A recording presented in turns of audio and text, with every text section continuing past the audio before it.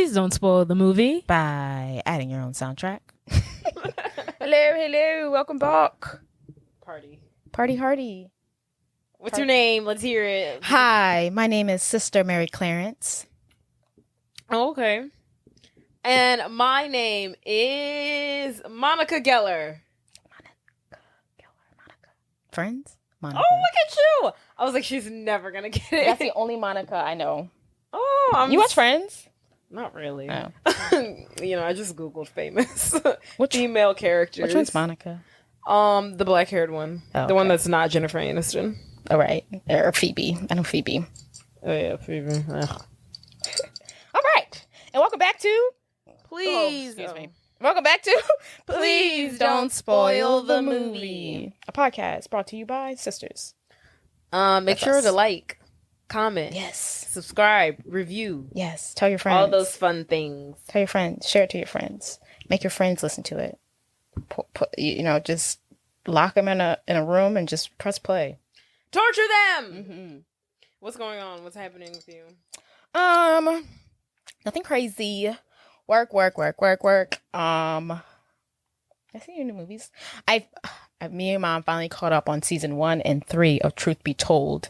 What about 2? Well, we watched it. Well, we watched season 3 first, and then we went back to season 1. What? So now we're on season 2. What the hell? I know, but it was so good. I really like it. Does the characters change every season or something? Kind of. Or the murder she covers changes. It's different. Okay. Yeah, and then some of the characters change. Interesting. Some repeating, some leave. I can't believe you watched it out of order like I that. know. I only did it because, each episode is about a different thing. And I didn't think it was pertinent to see the season before to understand this season. Okay. But yeah. Anything crazy in your life? No. It's that time of year again, preparing for tryouts. They're about 2 weeks away. My kneecaps and legs are shattered at this point. It's a terrible word to use. My limbs are very tired. Getting old. Yes. Up there in age, man. Can't be flipping like you used to. Every time I tumble, I'm like, ugh. You need to take some, I don't know, bone something to get your bones strong or something. Maybe. Because they're giving out. Oh, Jesus. They're giving out, baby. The ripe age of 28. 27? The ripe old age of 27. I'm 28. Maybe 28 soon. Yeah. Don't remind me. I know. That's so funny. It's okay. It's okay. You're giving 21. Thank you. Remember, everyone. Youth is fleeting. Yes. And age is nothing but a number sometimes. And not in a rapey way, but, Aside from, what's the show called? Truth Be Told. Oh. Have you watched anything else? I feel like I did watch something. I'm trying to catch up on Vanderpump Rules. Oh, good for you. I haven't gotten there yet. Same old. Maybe I'll do that over I have 2 days off for spring break, so maybe I'll do that for those 2 days. I probably won't. I mean, it's really hard to, it wasn't for this recent drama, I wouldn't be watching it, so it's kind of hard to watch, but I kind of just put it on the background and just do other stuff. Right. Is it boring? It's just stuff I don't care about anymore. It's Tom. The OGs. There's no Stassi, there's no Kristen, there's no Jax. What are we really here for? It's literally Tom and Tom talking about their stupid freaking restaurant. It's Tom and Katie still arguing the same fight. I'm like, girl, you divorced him. Leave him alone. He does not like you. He's the worst person ever. Yeah. Leave it alone. Bye. I'm surprised they still communicate the way they do. Yeah, they communicate like they used to. Like they're literally, just like, I feel like once you divorce somebody, it's like, okay, we're done here. That's like they're like going to dinner. Well, they work together. Vanderpump Rules, they work together. They kind of almost have to. She still work at that restaurant? No, but like Vanderpump Rules is their job. The show, right. I mean, I'm sure if they were on the same set, they wouldn't. Situations would be different. But even like, I just feel like they're really trying to work on like being like friends and stuff, and I just think it's too soon. I think it's because they will be seeing each other all the time because. Oh yeah. But yeah, it's annoying. It is weird. Yeah, and it's that part I'm just like over it. Do you think they'll get back together? Oh no. I'm surprised they even got married. I'm surprised they made it this long. Yeah. I saw like a flashback when he was talking to her crazy. I was like, dang, I will never. And I mean, never forget that episode where they tried to Jax pranked Tom Sandoval with the with him getting That's arrested. what I'm talking about. Yes. And Katie was upset. I was so surprised. Yeah. But claps to her for being politically correct and was like, this isn't funny.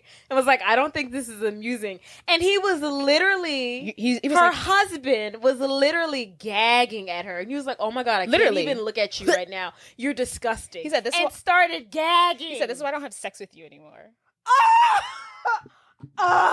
He said that? Yes. Oh my gosh. In front of everybody. Did you see, and there's like a video that I saw on Twitter of them having a conversation now, like on the current season. Mm-hmm. And then in like the confessional or the, whatever they call the interview, she was basically saying like, I think he loved me, but I don't think he ever really liked me. And I was like, girl, if that ain't the truth. Yeah, he never. I'm still surprised they went to the altar. They've been arguing the same type of way since the beginning of the relationship. And it's not like they ever... It's just always been that. And he's never on her side. He never takes her side. Never. Not even just like not even say anything. Like she's wrong, let me just stay out of it. He never takes her side, and then he publicly doesn't take her side. It's like crazy. I don't know where Tom and Tom's future stands on the show. I'm curious to see if they will make it. Oh, yeah, that's a good question. Yeah, because Tom Schwartz, who's going to hang out with him, and Tom Sandoval, honestly, he's with, this loser. And I feel like the only person who likes Tom Sandoval that much is Sheena. And that's about it. Sheena likes Tom Sandoval or Tom Schwartz? Oh, Schwartz, I'm sorry. And everyone has Tom Sandoval. And Tom Schwartz, only connection right now is Sheena. Yeah, we'll see how this goes. I mean, but they're the OGs. If they leave, we have nobody left. Which is Sheena.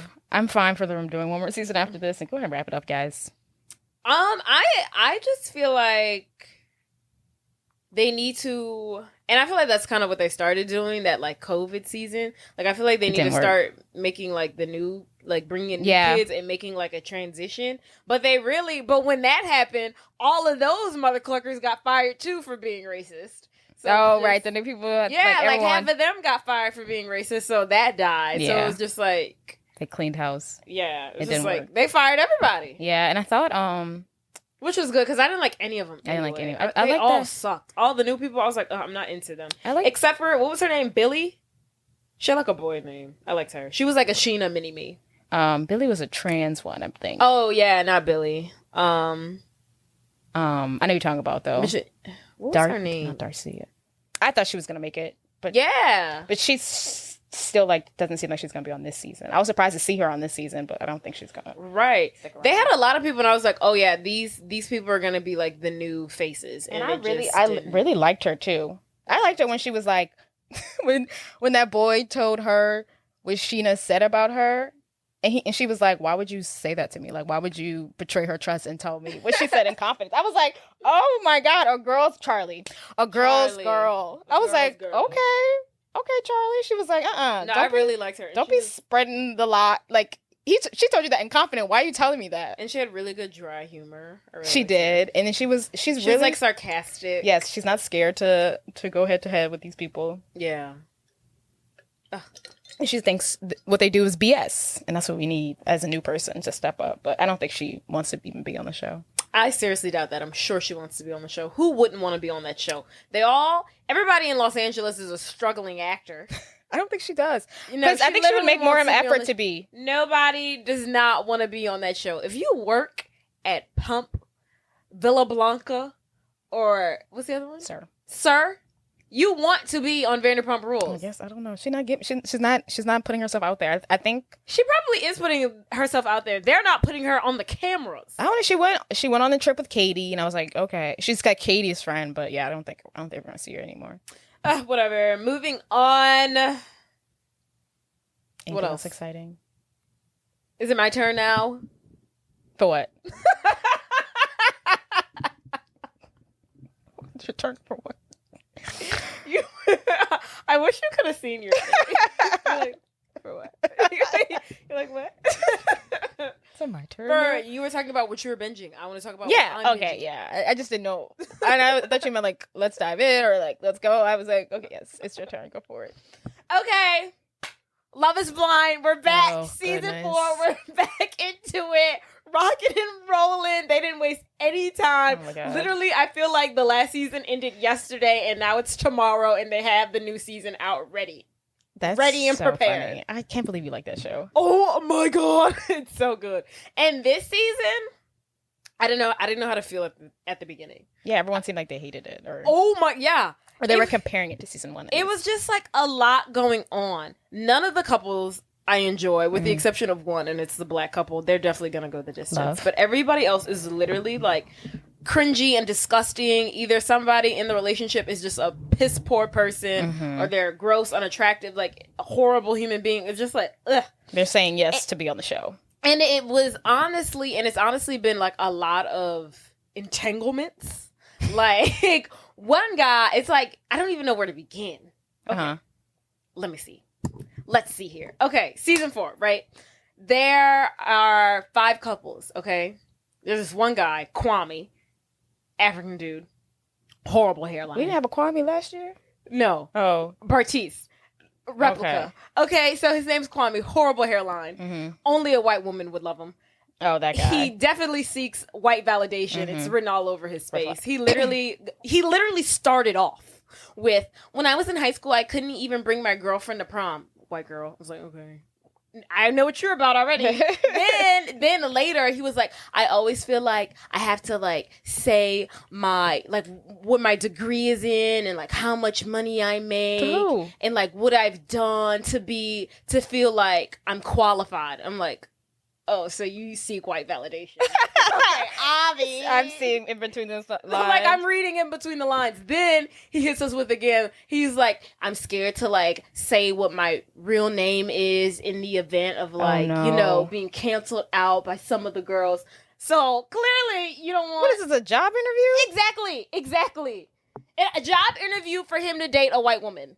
And of course, the only people that he likes were these 2 blonde white girls. Shocker. He felt that energy. He can pinpoint a white woman behind a wall with ease. This one. So it ultimately is like talking to 2 white girls. One of them, he really, really likes, and the other one he likes. The girl that he really, really likes, what's her name? Micah.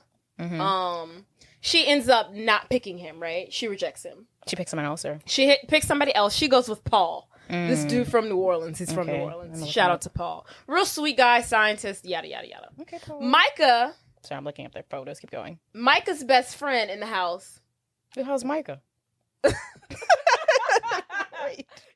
that a boy or girl? Literally keep up. I just told you. Kwame, the guy who seeks white validation. He has two picks. Megan, I think, is one. Another person's name is Micah? Yes. And then the other girl's name is Micah. I just heard another girl with the name Micah the other day, and I was like, what is this name for girls? I don't like that name. I don't like it name either. So Micah's the girl that he really, really likes. Micah decides not to date him. She goes with Paul, the dude from New Orleans. Okay? I'm looking. Then Micah's best friend in the house. What's her name? Irina? I've never heard of it. Yeah. Irina or something. She looks like Beans from Even Stevens. I saw people talking about her. She looks like a hybrid of Beans from Even Stevens and the Weasels from Who Framed Roger Rabbit. Ouch. A combination of the two. Horrible human being. Horrible, Jordan. They have bad personalities. Both of them. Okay. Both of them. Irina and Micah. Yes, horrible personalities. Irina is like the puppet master. No. Micah's like the puppet master, and then Irina's like her little flunky. Her little minion. She like follows behind her. The blonde, of course, is the leader to the brunette. Classic. So Micah sucks, but Irina sucks even harder. Horrible, just mean person. Yeah. People go into the room crying, and she's like laughing. She's like eating a cheeseburger, and like, ha ha ha ha ha. I love watching you in misery. Okay? Oh, perfect casting. I will say this. So Irina is talking to Zach, right? Okay. This lawyer, attorney guy. Good for him. And Zach is torn between Irina and this girl, Bliss, right? Zach? Okay. Zach looks like a criminal defense attorney. Oh my God. He looks like that job title. I would like to say a lot of the girls on the show were like, Zach's a weirdo. Like, Zach's a creep. I love him. I think he's great. He's weird. He's quirky. And he seems smart. Right? And he makes very intense eye contact. I feel like that's why a lot of the girls don't like him. Well, like... Yeah. after they leave the pods, because in the pods, you know, they're behind a wall. Yeah. But like the girls, like they're like, he's weird. And I just think he gives off really strong eye contact, and it makes people uncomfortable. So calm it down. But anywho, so Zach is into Irina and Bliss, right?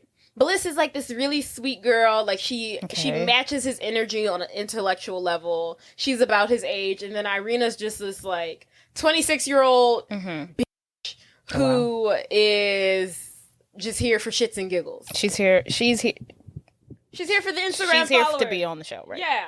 Not to find love. And like maybe to find love on the side, but like not really, right? Okay. So Bliss is basically articulating to Zach, hey, Irina's like a horrible person. If you pick her, it kind of shows your character. He's like, whoa. Guess who he picks? Irina, Prince. Freaking Irina! Freaking Irina! Has it gone bad? Of course! Of course it has gone horribly south for him. Does he ever say, I should listen to Bliss? Is those words ever coming out of his mouth? Literally on the honeymoon. So after they pick each other, they go on the honeymoon.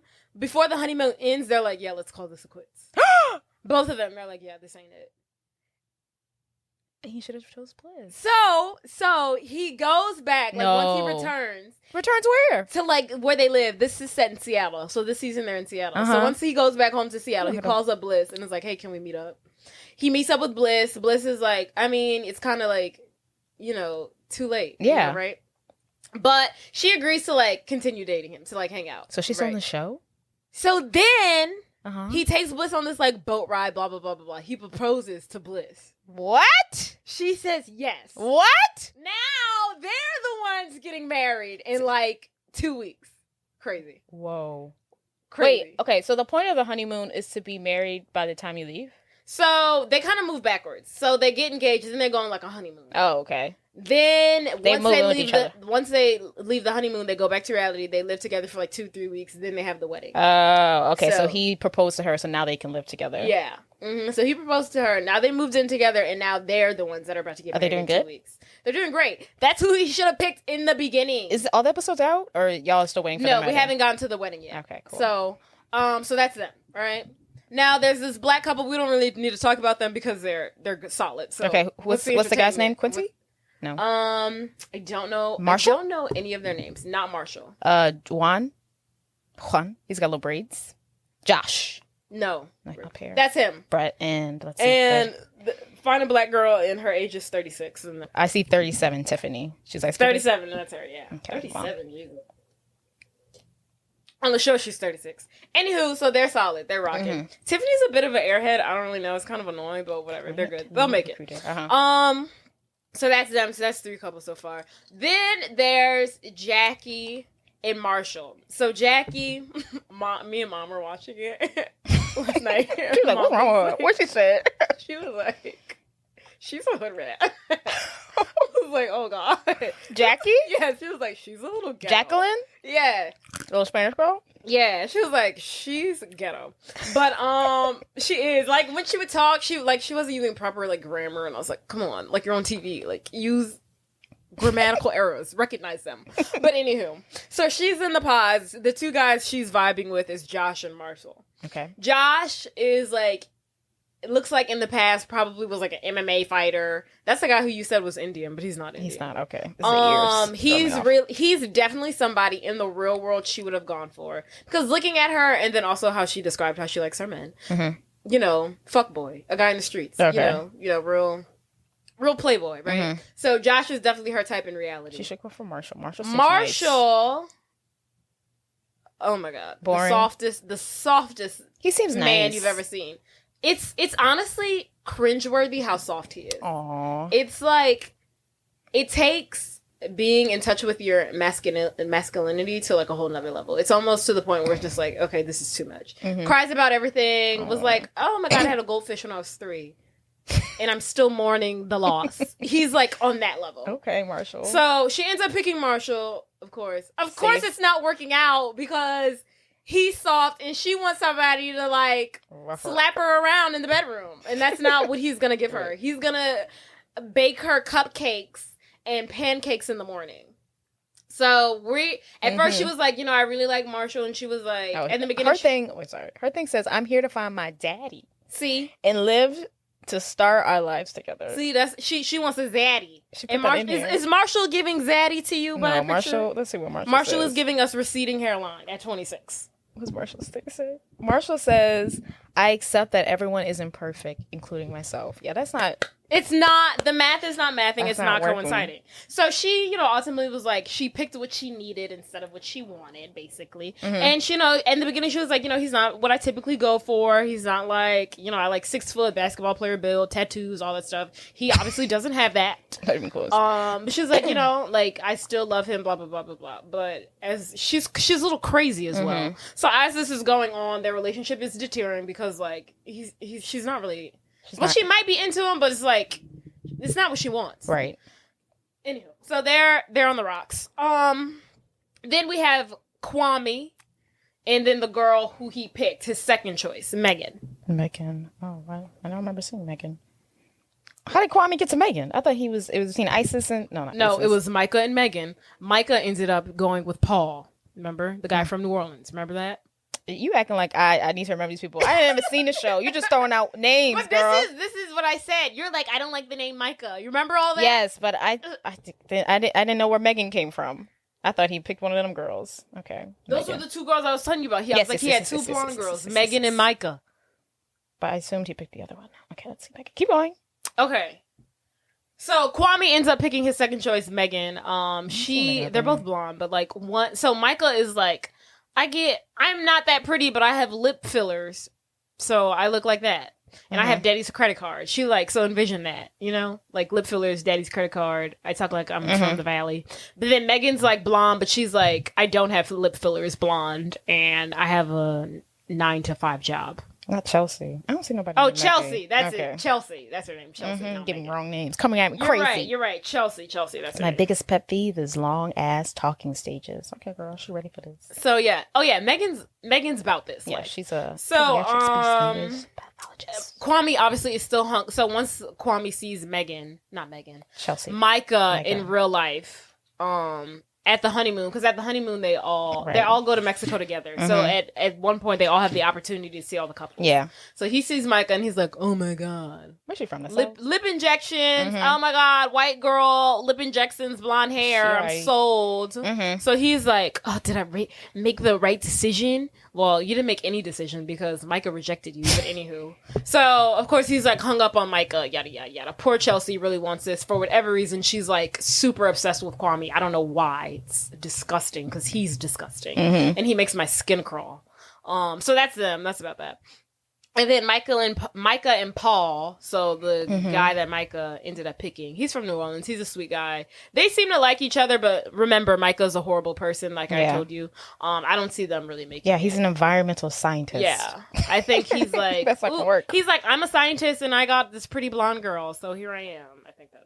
So, I seen the scene with them two, Micah and her BFF in the pool. Is that their honeymoon? Irina? Yes. They just talking crap or something because people seem really not to like them. They're just horrible. It's just so okay. Basically, while they were all in the pods, like you're going through the motions. You're here to find love, quote unquote, in like X amount of days. Like as the girls are getting dumped, they're like crying, and then the other two were just like Micah and Irene are basically just like laughing at these girls' misery. Oh, and like especially the girls, like if they're talking to a guy like Micah who ends up with Paul, right? Yeah, Paul had another girl who was interested in Amber, right? Should have picked Amber. Paul ultimately was like, okay, I'm gonna break up with Amber and I'm gonna choose you, Micah. So when he did that, Amber comes into the house crying, blah, blah, blah, blah, blah. And Micah's like, I'm so happy right now. Oh, my God. They're like, it's just like, where's your sense of empathy? Not to her face, like in the talking head, huh? I mean, yeah, but then like her and Irina were just like laughing. Like, it's just like, where's your sense of empathy? Right. You soulless cow. So, how long do they do the, I honestly don't think it goes past like maybe 2 weeks to even give it that. Yeah. Interesting. So, yeah. I'm really excited to see who makes it. This is what my prediction is going to be, okay? Tiffany and Brett, they're going to make it. So Micah and Jackie, we'll see. It all depends on Jackie. But for right now, I'm going to say no. Kwame and Chelsea, no. Micah and Paul, no. Zach and Bliss, yes. Is that all of them? I think so. Can't believe her name is Bliss. Stupid name. Interesting. But yeah, so that's where we are. Great show. Love it. At first, I was like, I don't like any of these couples. What's going on? But then once Zach and Irina broke up, I was like, okay, great. We're getting back on track here. Okay. We're getting back on the path. And he got with Bliss. Yeah, he got with Bliss. So where does Irina go? She's like off the show? Yeah, she was like, oh, and then get this, right? Catch this. So catch this. To add to how horrible of a human being she is, right? Oh my God. So she's like laughing at people's misery while they get down, blah, blah, blah. So when she goes onto the honeymoon with Zach initially, right? Mm-hmm. She doesn't like Zach. She says he's giving her the ick. Like, she doesn't want him to touch her, blah, blah, blah, blah, blah. Uh-huh. She sees Paul, which is Micah's fiance, right? Her BFF. Uh-huh. And she's like, oh my God, Paul's so hot, blah, blah, blah, blah, blah, blah, blah, blah, blah. And she tries to, like, make a pass at Paul. Oh. Her best friend. And she, like, tries to make a pass at him. Does the other one know that she did that? So Irina ultimately tells Micah, like, hey, I'm attracted to Paul, blah, blah, blah, blah, blah. Oh. And then Micah is like, I was your only friend in the house. Nobody else liked you. He doesn't like you. He likes me. We were our only friends in the house. Literally. we were the only friends. So, yeah. But then I don't think we'll be seeing much of Irina anymore. Oh, okay. So, thank God.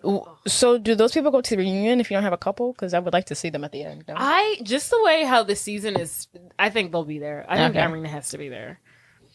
Right. Mm-hmm. And then she posted something on Instagram today apologizing for her like trash behavior, and I was like, ugh, you're still a horrible person. That's so funny.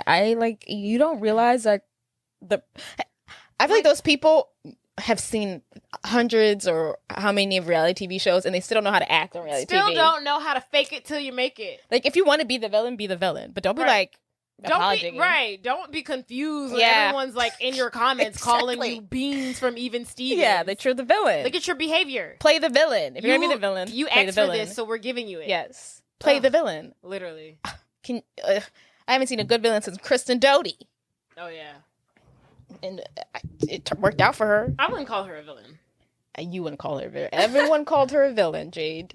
Especially Raquel's in the villain. Oh, now she is, but Kristen was in a very similar spot. Kristen is just crazy. Yeah, people didn't not like a her. Villain. Jade, just crazy. Did you watch the early season? Honestly, yes. Honestly, I don't even think she was crazy. I think she just had people were just against her.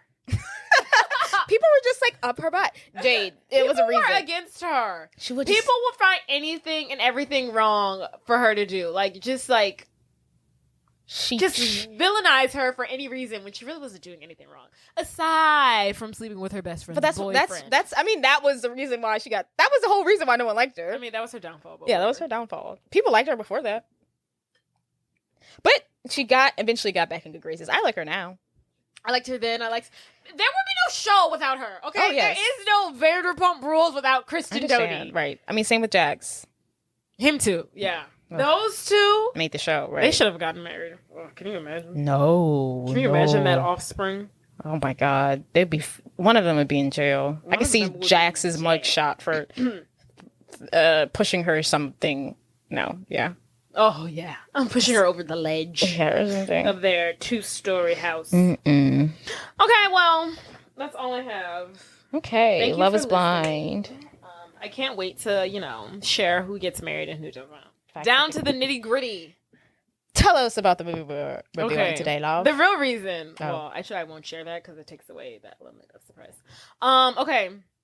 Think white women. Think affluent white people. Think Labor Day weekend in the Hamptons. Of course. Think the FBI. Think impersonation. Kidnapping. Think kidnapping. Think the hit song 1,000 Miles by Vanessa Carlton. Okay. Very specific. And that brings us to... Drum roll. Wait. Oh, yeah, that's a good... I feel like it doesn't come across when I listen to it, but... Side note, I went to one of my teammates' wedding. 4-hour drive to St. Charles. Oh, God. The St. Charles Baton Rouge way? Not St. Charles, Lake Charles. Lake Charles. And then I was going with my two teammates, Tyler and Michaela. Mm-hmm. And then Michaela was like, let's play a game. And I was like, ugh, whatever. And then so she was Googling like games to do in the car ride. And she was like, what's the number one thing they said to do on car rides and road trips? And I was like, what, Michaela? Listen to podcasts. And then she was like, let's listen to yours. Oh. And I was like, oh my God, please do not. I was like, do not force that upon me. I was like, I literally cannot. And so we ended up playing it. We played the Bring It On episode. Classic. But I was like, just like hearing your voice. Not because I've listened to it before, but listening to it while other people are around, I was like, ugh. Yeah. Like, after like the first 40 minutes, though, we didn't even get to the movie. We were still on all the facts and figures. Oh yeah, that I give out, and I was like, all right, this is good enough. We've got to turn it off now. So yeah, I just felt like sharing that. Yeah. Thanks for the listen. Get it up there. I was about to ask something. Where were we?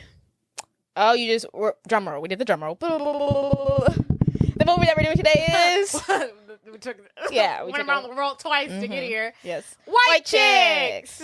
Dun, dun, dun. I don't know what song I'm doing. Okay, summary. Give me some facts. Two FBI agents / brothers, Marcus, Marlon Wayans, and Kevin Copeland, Shawn Wayans, accidentally foil. Accidentally foil. I want to say foul. I thought you were about to say. Accidentally foil a drug bust. As punishment, they are forced to escort a pair of socialites, Tiffany and Brittany Wilson, played by Anna Dewick and Rochelle Attias, to the Hamptons, where they're going to be used as bait for a kidnapper. Damn. But when the girls realize the FBI's plans, they refuse to go. Left without options, Marcus and Kevin decide to pose as the sisters, transforming themselves from African-American men into a pair of blonde white women. That's not what happened. This is not the most accurate summary. Because they don't know they've been used as bait. I was like, they don't. I did Google the summary, and when I read it, I was like, that's not the storyline. But you said copy and paste. I said I have other things to get to. You could have copy and paste. We've got to move on. That one part. She's like, no. I was like, we're going to keep it as is. Oh, wow. I honestly couldn't remember if it was correct or not because I did watch the movie yesterday. I watched it about 4 times. Mm-hmm. But when I was watching it, I wasn't paying attention to it. So I was like, is that what happened? No. Mm-mm. I was like, I'm pretty sure they just don't want to go because they're scarred. Yes. I wonder if there's a version when that part is true. Yeah, but it's not. That's not the version we get. Moving on. The film was directed by Keenan Ivory Wayans, and the screenplay is by Xavier Cook, Andy McElfresh, Michael Anthony Shoden, Keenan Ivory Wayans, Marlon Wayans, and Shawn Wayans. Yay. The film was released June 23rd, 2004. The film received generally negative reviews and was nominated for 5 Golden Raspberry Awards, including Worst Picture. Worst Picture? And currently has a 15% rating that's on just Rotten That's racist Tomatoes. People. This movie is 70%. I was like, this is a good movie. 53% at least. At least. The only reason it's 15% is racist people. That's the only reason why. I feel like anything where black men dress up as women, just people just like rip to shreds. Homophobes too. Okay. Racist, Norbit, Big Mama's House, White Chicks. Like Big Mama's House? What? I just feel like look up the freaking rating of Rotten Tomatoes on Big Mama's House. Dang, there's no way it's above 40%. I just feel like anything where black men dress up as women is just like always negatively reviewed. I'm gonna have to look up Joanna Man after. But I'm telling you, a black man dressed up as a woman, they hate it. They hate it. That's crazy. Bring Down House is actually not Bring Down House. Big Mama's House is actually good. I don't really liked it. Out of the films where a black man, I think Norbit, literally. If I could, that's the one you're throwing in there. this hear me out for a second. I hold this to be a very true testimony in my heart. I feel like Norbit is not only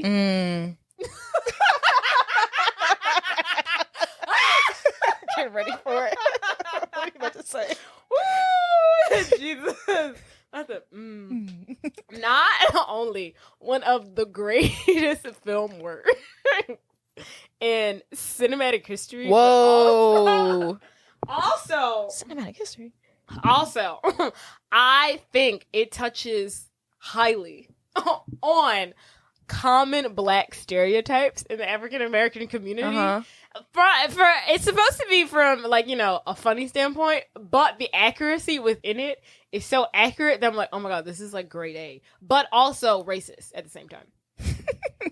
For that reason, I think it's a great body of work. I really do. I did not know that you felt this strongly about Norbert. I've never heard you say that. I think it's just fantastic.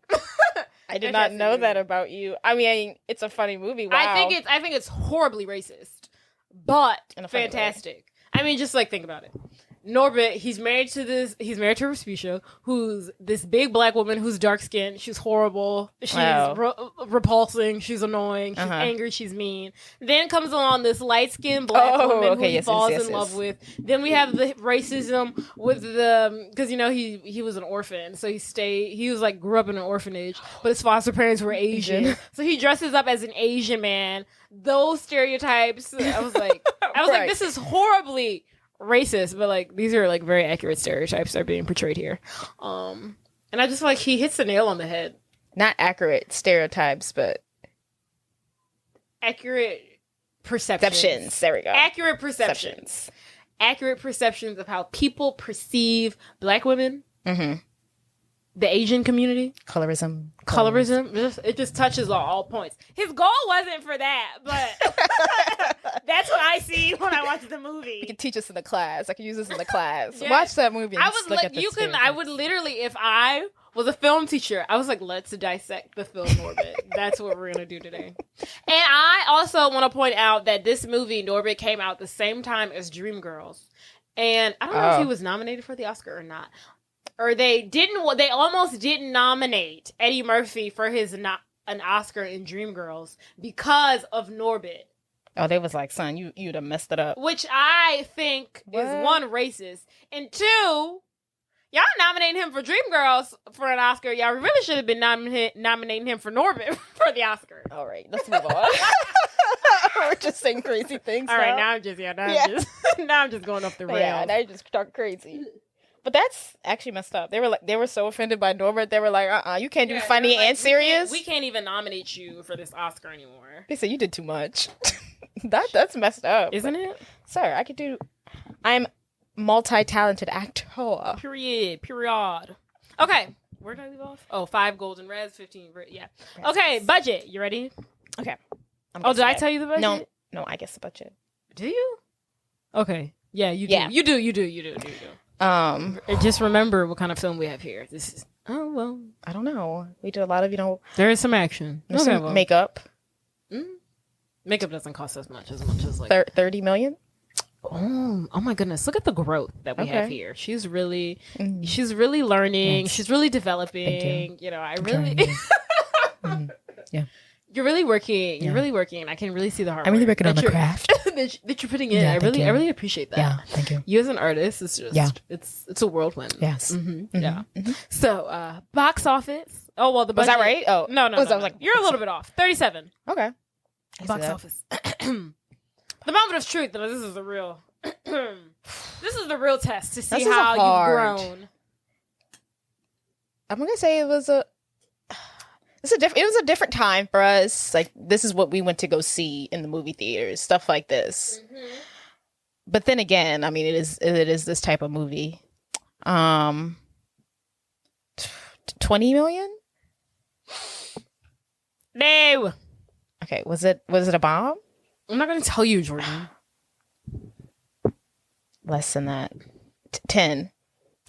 A movie that had negative reviews and was nominated for 5 Golden Raspberries and has a 15% on Rotten Tomatoes. What do you think that kind of movie would make? I mean, I went to go see it. I don't know, 10 million. No. Is that too high? Have you given up? Yeah. The movie made $113 million at the box office.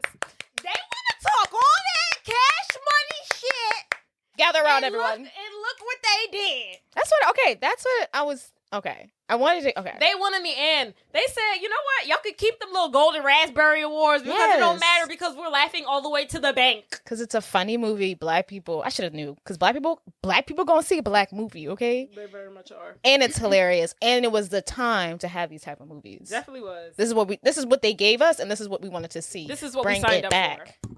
Bless them. Yes. Hallelujah. So Shawn Wayans, the fine one. Yes. So they're actually both pretty fine. Yeah. I actually now in my older age feel like Marlon is actually the cuter one. You know what? After seeing young photos of Marlon, he be looking fine. I'm like, now I appreciate his face. I'm like, okay, yeah. I see it there. Yeah. I see it. They're both very gorgeous looking men. But Marlon is kind of like a little bit cuter. Yes. Like Shawn's like too gorgeous. Shawn's too put together. Yeah. Marlon's like walking down the street. Yeah, it's like, oh, what's up? Okay. Who's that? Yeah, But anywho, so Shawn, which actually surprised me, but Shawn came up with the idea for the movie one night when he couldn't sleep and he was reading an article on Paris and Nikki Hilton. Oh. About them like partying and in the Hamptons. And then he was like, what if me and Marlon did this? Basically. Are those two the closest in age? I think Is that so. why they hang out a lot? Yeah. I think they're only like 2 years apart. Okay. So yeah. Maybe 4.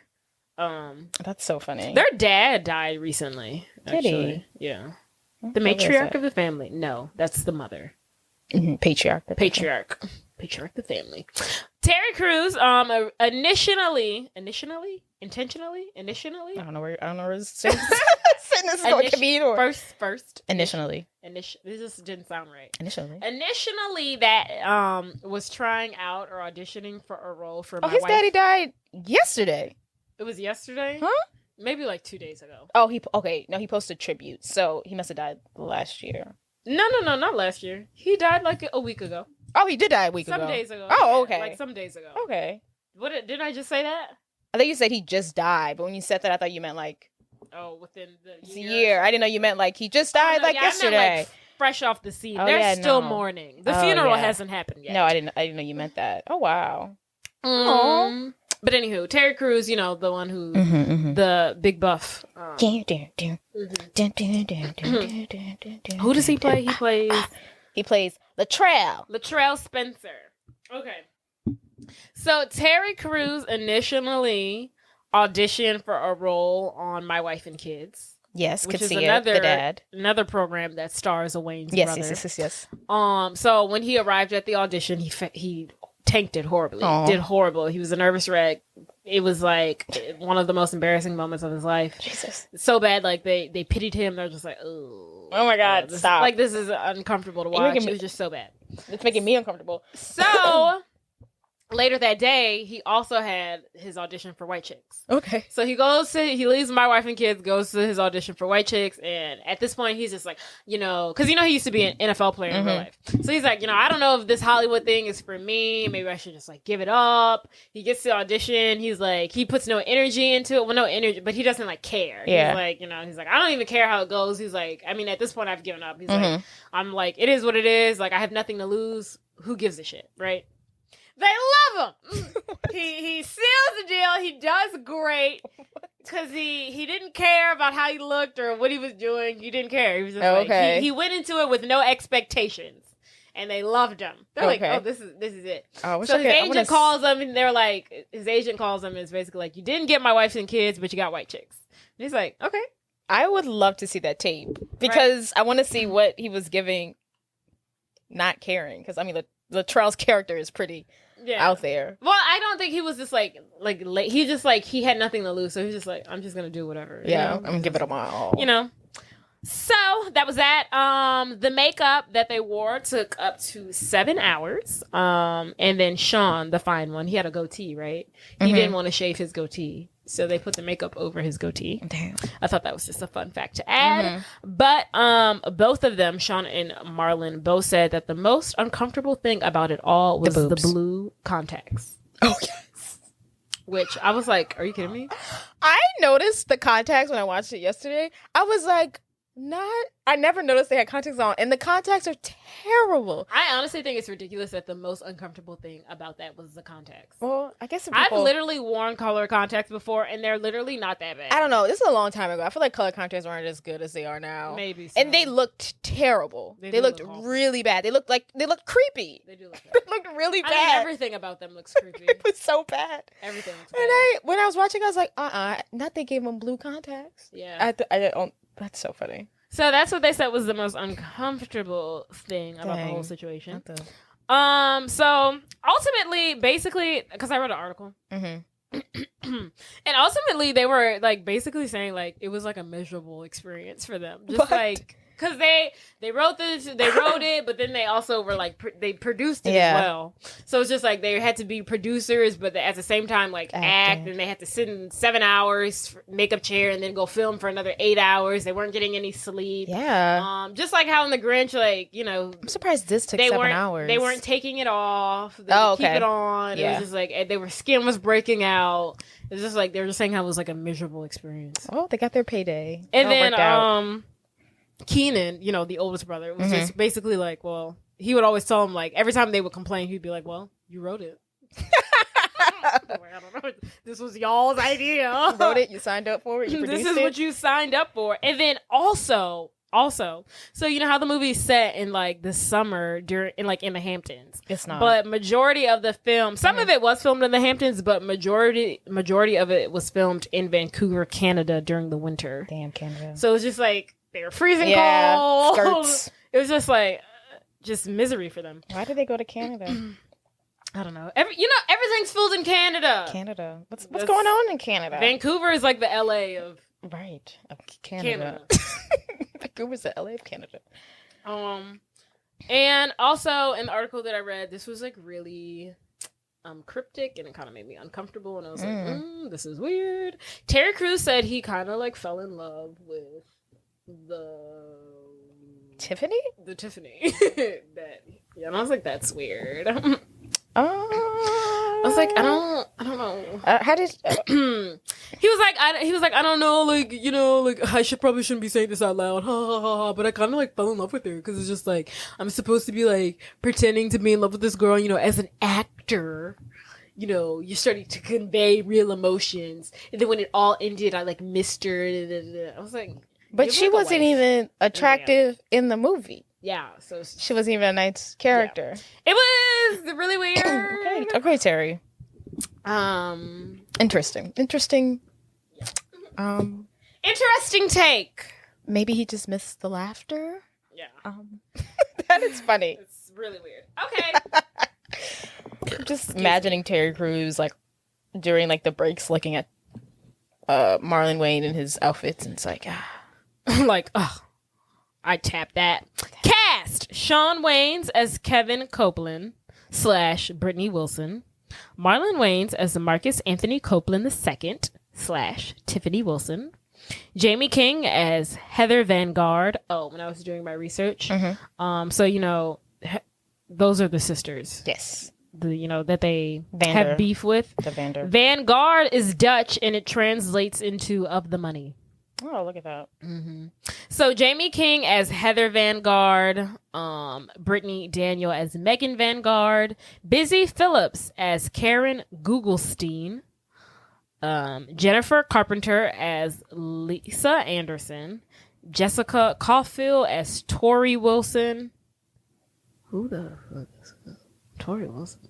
That's the little skinny one.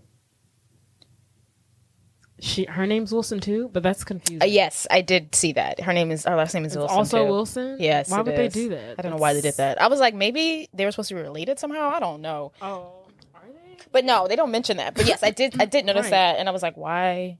Why is her last name Wilson? So the little tiny one. Okay. John Hurd as Warren Vanguard. Terry Crews as Latrell Spencer. Frank Fajon, I don't know, as Chief Elliot Gordon. Lachlan Monroe as Agent Jack Harper. Eddie Velez as Agent Vincent Gomez. Rochelle Atiz as Denise Porter. Madeline Ward as Brittany. Why is this starting to repeat? Oh, the real Brittany Wilson. Okay. Madeline Ward as Brittany Wilson, and then Ann Dewick as Tiffany Wilson, the real sisters. And that's about all we need to know. Yes.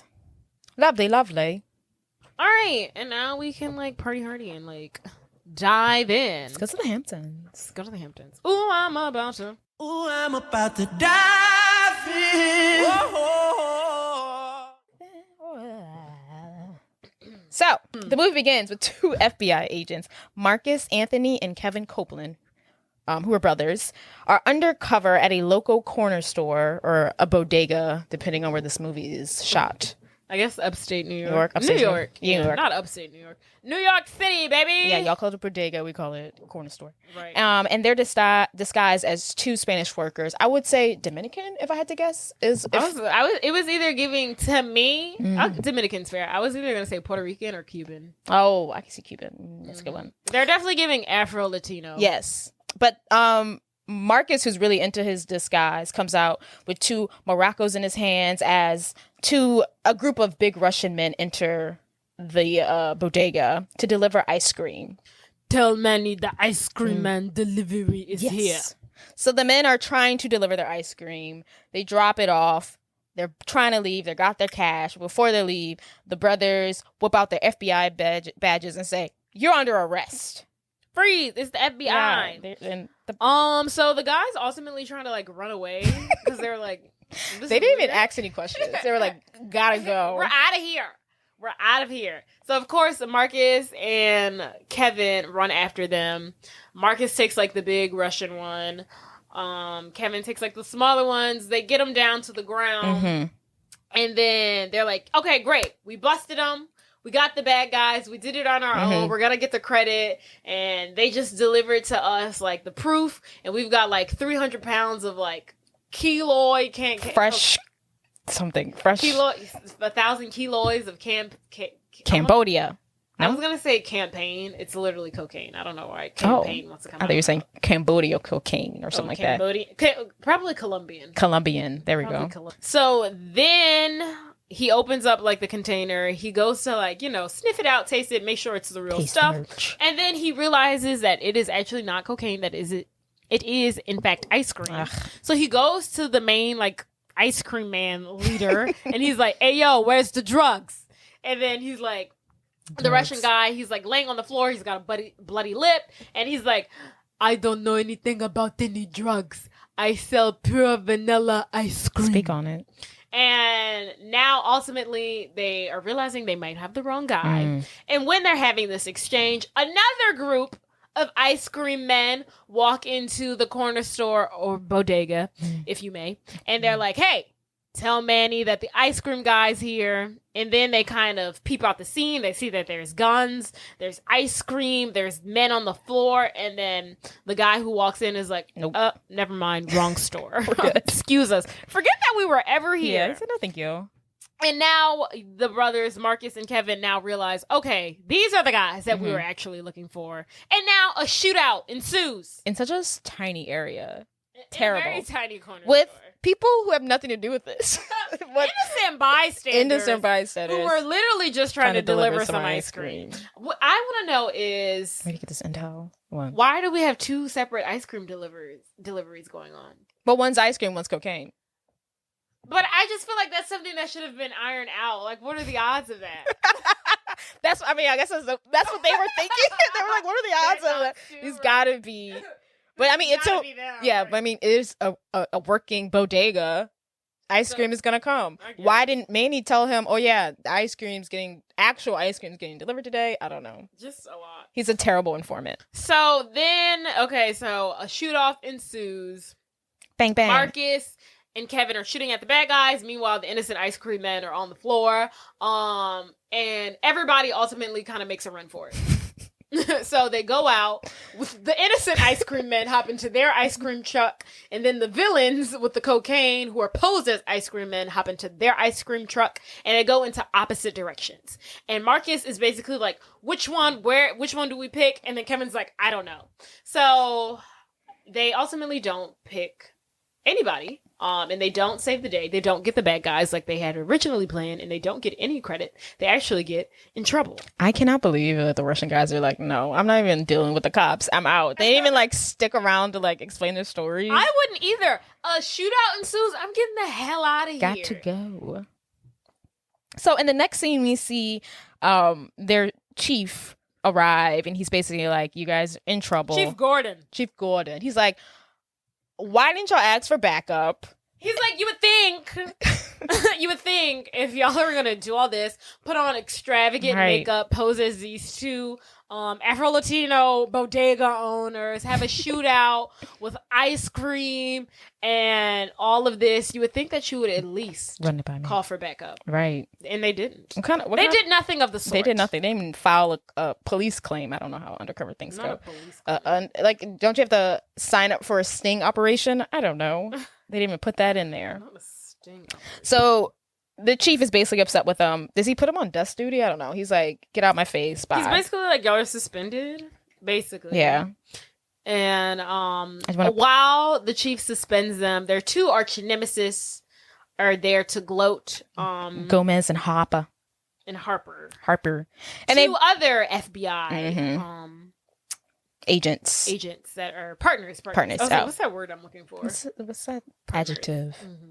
And they basically give each other a hard time. They make jokes. I miss these kind of movies when people just make real hard jokes. Just really got in there. Cut to that night, Marcus is going home, and he's had a long day. He's just got back from hanging out at the bar with his friends after his long day, and he goes, to get some food when he is interrupted by his wonderful queen of a wife, Gina. Is her name Gina? Her name is Gina. Who gives him a hard time. She's like, Fawn A. Chambers as Gina Copeland. Come on, girl. She's from the second Bring It On, right? Yes. The best one. Whoa. I mean. It's crazy. It's a crazy thought. Don't get me wrong. Number one. I honestly, I do believe that the first one is the best one because it's the first one. Yeah, but the second one is pretty good. Second one is phenomenal. I'm not gonna lie to you, because last time I did watch it, I was like, dang, this is really good. The second one is phenomenal, and people swear up and down like the third one is like with Solange. With Solange is like God's gift to Earth. It's a mediocre at best. It's okay. It's literally, the first one is literally the best one. The second one is literally the second best. And then the third one is the best. And then after that, I think the third one is fun. I think people like the third one because it's cringy. Like, it's fun. It's like funny to watch. It's like, the third one is cringeworthy, and people like to call it the best because of that. But it's like, be for real. Yeah, the second one is actually a good film. Like, no one gives the second one any notoriety. So good. And it is so freaking good. It's What good. is it on? Because I'm going to watch that later. Because, oh my God, it's so good. Probably not on anything. And what's her name? Whitaker? What a great name. Whitaker Perfect. Sawyer? No, Whitaker, I don't know. Whitaker, Sawyer. That sounds right. She did say that. Yeah. It's $3.99 on YouTube, $3.99 on Google Play, Movies, and TV, $3.99 on Apple TV, $3.99 on Reebok, $3.99 on Vudu, and $3.99 on Amazon Prime Video. How much is it to just buy it? Jesus. All that. I'm gonna just buy the DVD off YouTube. Off Amazon. $5, but do you have a DVD player? Figure that one out. So anywho, Marcus's wife, name is Gina. She's played by the black girl in the second Bring It On movie. And she's giving him a hard time. She's asking where he's been. Basically, but Marcus. But she's actually just asking for, love and support. I want to hang out with you. You're not gone all day. You haven't called me, checked in on me. What's going on? Yeah, you didn't bring home dinner. You're not giving me what I need as a wife. And that's a problem for me. Like, we don't communicate. We don't. You don't show up and show out. I get my hair done. I buy you a pretty dress. You don't say anything. You don't take me anywhere. We're in this rut. And I feel like they tried to pin her off as a angry black woman, but she's got points here. She does. I don't think Marcus. She's yelling. She's like yelling. That was very stereotypical. Marcus. Yeah. But what she does, when she calms down, she's like, and you don't. Yeah, she's like, you don't take me out. You don't talk about my hair. Yeah. But so ultimately she's trying to say that, you know, they don't communicate, they don't spend any time together. Meanwhile, he is falling asleep on her while she is speaking to him. I know you're not going to sleep, Marcus. Just proving her point, ultimately. Yes. And that scene's over. Back at police headquarters, everyone is being debriefed about a potential kidnapping that might happen. So Andrew Wilson, what?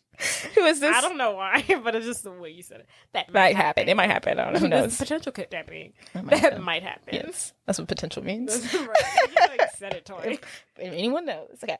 So Andrew Wilson, who is the CEO of Wilson Cruise Line, never knew that, so I was paying attention, received a threatening, I don't remember that scene. Yeah. I was like, I don't even know why they started stalking them. Right. I was like, what? Even though literally watching, this is just so interesting how when we do this, how we're forced to pay attention and we learn all this like side information, these that important nobody details. Knows. So yeah, their dad is the heir to like a cruise line, which is pretty rich. Yeah. So he received a threatening message that led the police to believe that his daughters, Brittany and Tiffany Wilson, would be the next targets of this string of kidnappings that's been going on. Mm-hmm. And so the chief is basically like, we got to protect them. Mm-hmm. They might be next on the hit list. They're being in the Hamptons this weekend. And they're like, they're going to be in the Hamptons this weekend. Their father has given us the okay to like shadow them, watch them, surveillance them without their knowledge. But ultimately, we're going to be monitoring them 24/7. And the chief is like, they're coming in today. Who wants to go pick them up from the airport? And nobody wants to, because who the hell wants to pick up spoiled rich heiresses with 200 bags, 50 different personalities, and 20 different attitudes? Nobody. Nobody. So no one raises their hand. And meanwhile, Marcus and Kevin, who are on desk duty, are all up in arms about how they're on desk duty. So they go to the chief, and they're basically like, Chief, we want to be on this case. And he's like, great, sure. Go pick them up from the airport. And they're like, oh. And they're like, oh. That's not exactly what we're anticipating, but we'll do it. So at the airport, Marcus is reading up on the case, and he learns that the FBI thinks Ted Burton is behind the kidnappings. And Ted Burton was a former partner of Mr. Wilson, but he lost all his fortune because of a bad business deal or something like that. And then went to jail. Yeah, I went to jail. And then recently got out of jail, and they haven't seen him since no one's seen him since he's gotten out of jail. But all the kidnapping started when he got out. Once he got out of jail. So he's like the number one lead, right? Yes. So then Tiffany and Brittany, they arrive. They get off their PJ, their private yacht, and are greeted by Marcus and Kevin. And then they see them, Marcus and Kevin. They're like, we already donated to the United Negro College Fund. Get away from us. And they're like, no, that's not what we're here for. We're actually here to bring you to the Hamptons. And they're like, okay, perfect. Great. They're like, oh, great. Take Grab Poodle. Our bags, get baby, get the dog. Thank you very much. I think he pooped in his little bag again. Can you clean it up? We appreciate it. Hell no. Gross. So they all get in the car. They got 11 million bags of luggage. Louis Vuitton bags everywhere. Poor Marcus is forced to sit in the trunk while Kevin drives, and Tiffany and Brittany are just talking about the weekend and how this is the last weekend in the Hamptons because it's Memorial Weekend, and anybody is gonna be there, including their arch nemesis, the Vanderbilt sisters. I don't think I would ever feel comfortable as a Black person going to the Hamptons. Great. I'm glad you brought that up. Great segue. First of all, bravo. You haven't known, we love Bravo. Oh, yes. Okay. Summer House, Yeah. It's set in the Hamptons. They're not slowly adding more Black people because, they had Sierra and then they added somebody else. Now, I don't know where I'm going with any of this. Okay. I would like to see what it is like. I would like to spend a weekend in the Hamptons. Just want to see what it's like. I would like to go with white people. Like, show me around, but I would... As a first Black person there, like, this is too much. I would want to go with a Black friend who lives in New York and who has, white friends who goes to the Hamptons. Yes. Like, I can't just be... Like, these are... These are the racist New Yorkers. Oh yeah, these are the Republican New Yorkers. These are the Vandergelts, and the Hiltons, and the Waldorfs. Yeah, I can't just be walking around. And the Roosevelts. Yeah, they're all there. They're all in Hamptons. Exactly. Yeah, I would never be like, oh, me and my black friends, let's plan a trip to the Hamptons. Hell no. No. I would maybe during it like an off season just to go, but not with the expectations to hang out with the people who are partying in the Hamptons. I would literally want to go Memorial weekend, Labor Day weekend. I would throw up. Not July 4th. That's just too much. July 4th is too much. Right. But Labor Day weekend just to see what it's all about. But I would go with Hannah Berner. Yeah.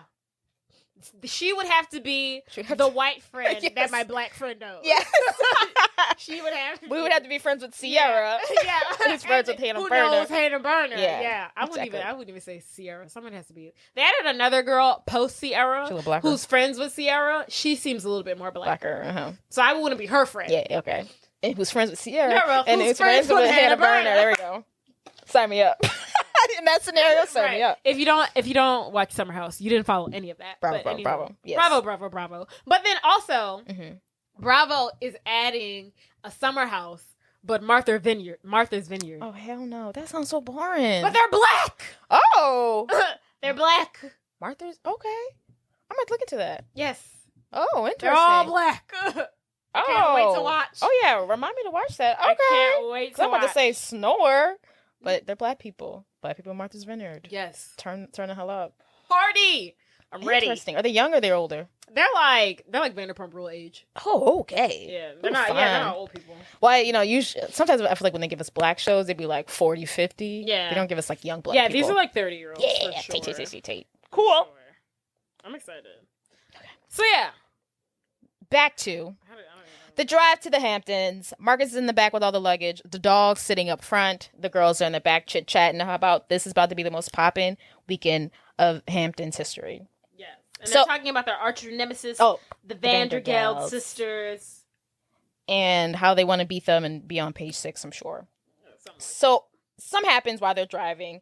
The dog starts moving and at one point leaps out the window, which causes Kevin to reach for the leash to save the dog.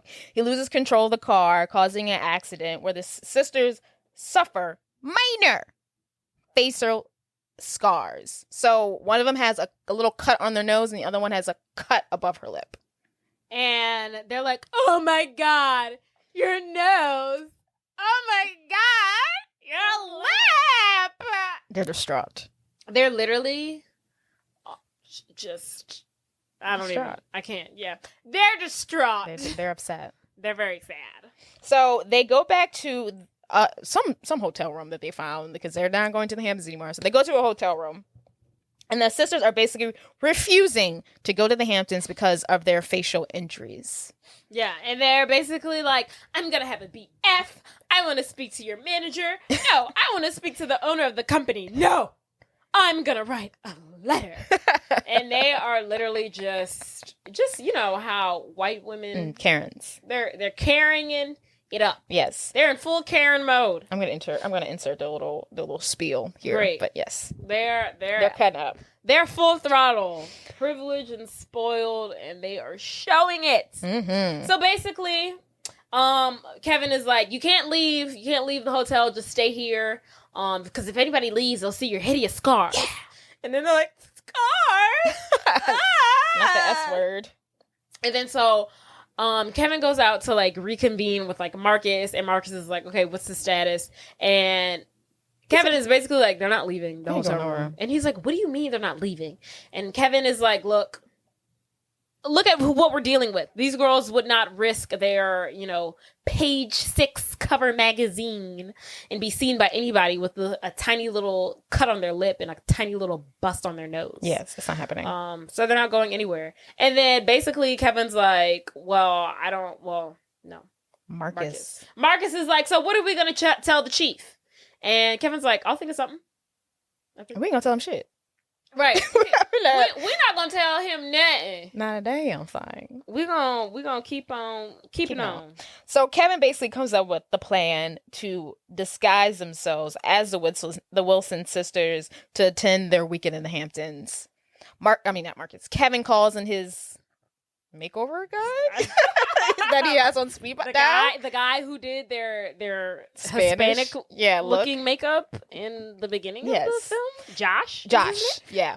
So they call up Josh. Josh comes with his crew, and it's basically a montage of them trying on different breasts and doing like facial recognition to like match. The prosthetics. Oh yes. With like Tiffany and Brittany's face. They're doing. And then we have like prosthetic breasts. Spray tans. They're doing the whole nine. Bring it all down. Ultimately into two white women. And next we see the transformation is complete. Kevin, who is now disguised as Brittany, and Marcus, who is now disguised as Tiffany, arrive in the Hamptons. And the two are immediately hit on by a group of Hampton bros, and they are very, very upset. Hey, you trying to look at my lumps? Oh, handle mine. I'll take off my G-string and handle mine. No. He looking at me like I'm some kind of girl or something. You are a girl. So, oh my God, I forgot. Right. So they both get out of character, but they snap back into character when they notice that their FBI partner. FBI co-workers. Gomez, and what's the other one's name? Harper are there. Yes. And then so they're undercover as well. Mm-hmm. Because Harper and Gomez are undercover because they're supposed to be surveillancing the Wilson sisters, who they do not know is actually Marcus and Kevin Copeland. They look so ridiculous. They look ridiculous. How can you look at any human being and be like, this is for sure a woman? Authentically. You think they would wear pants or something. They're wearing like the miniest of skirts, just boobs out. It did look ridiculous. They look terrified. They look horrific. So, Gomez meets them. He's a bellhop. He's disguised as a bellhop. And Kevin and Marcus know who he is. But Gomez does not know that Kevin and Marcus are not Tiffany and Brittany. So he's like, hey, can I get your bags? Yada, yada, yada. And they're like, hey, Javier, thanks. Yes. Sure. The bags in the car. Bags are in the car, muchacho. Yeah. Can you teach him how to say, me love Taco Bell? Thanks. He said, what does he say? Mucho gucho. Mucho gucho. He's like, can you teach him how to say, me Taco Bell? Me gusta Taco Bell? Or something like that. Son, they was going in. I was like, oh, you can't make this. Can you put that on silent? That's not my phone. That's not your phone? Oh, it's my laptop. Oh. I was like, it's coming from over there. I was like, this is not. Like, this isn't me. But anywho. So, and then after they drop off their bags, the girls or the boys head inside where they run into Harper, who is undercover as the front desk man. And when they get up there, he asks for their credit card ID. And Kevin, who realizes they don't have any information with, their faces as the Wilson sisters, he's like, credit card and ID? I'm so freaking pissed. Ma'am, First of all, I go to Dr. Dorfman. He totally messes up my nose job. I ask him to make me look like Gwyneth Paltrow. I get off the surgery table looking like freaking Shrek. I'm gonna have a BF. Oh my God. She's gonna have a bitch fit. Oh. No. Don't have a BF. I'm gonna write a letter. Dear Mr. Royal Hampton, I am a white woman in America. Now that might have been the best line. I am a white woman. I am a white woman in America. Ooh, Jesus. And Harper, poor Harper, he's just working the front desk. He's like, no, you don't have to do that. Yeah. And then luckily, in the midst, right before, fake Tiffany, or is it fake Brittany? I don't know. Fake Brittany. Before she has her BF, the chief comes out disguised as like the hotel manager and is like, hey, what's going on? Is everybody okay? And then she's like, no, this man tried to, what did she even say? Like, I don't even know. He tried to assault me. I don't know. I am a white woman and he is not treating me as such. Ultimately, is what she's saying. And then he's like, it's fine. We'll get it taken care of. Here's your room number. And she's like, oh my God, you're so sweet. Has anybody ever told you look like Denzel Washington? And then the chief's like, well, I've heard it once or twice before. And then she's like, oh my God, yes. What a beautiful chocolate man. so chocolate. So nice. Chocolate. So Kevin and Marcus, as you know, the Wilson sisters, try to run off to head to their hotel rooms when they're stopped by the real Wilson sisters' 3 best friends, Lisa, Karen, and Tori. And at this point, Kevin and Marcus are trying to pretend to know them, and they're like, oh yeah, it's been a while. And she's like, it's only been a year. And she's like, huh. And then the friends are like, you guys look a little different. And they're like, you know what? You got, what did they say? Collagen.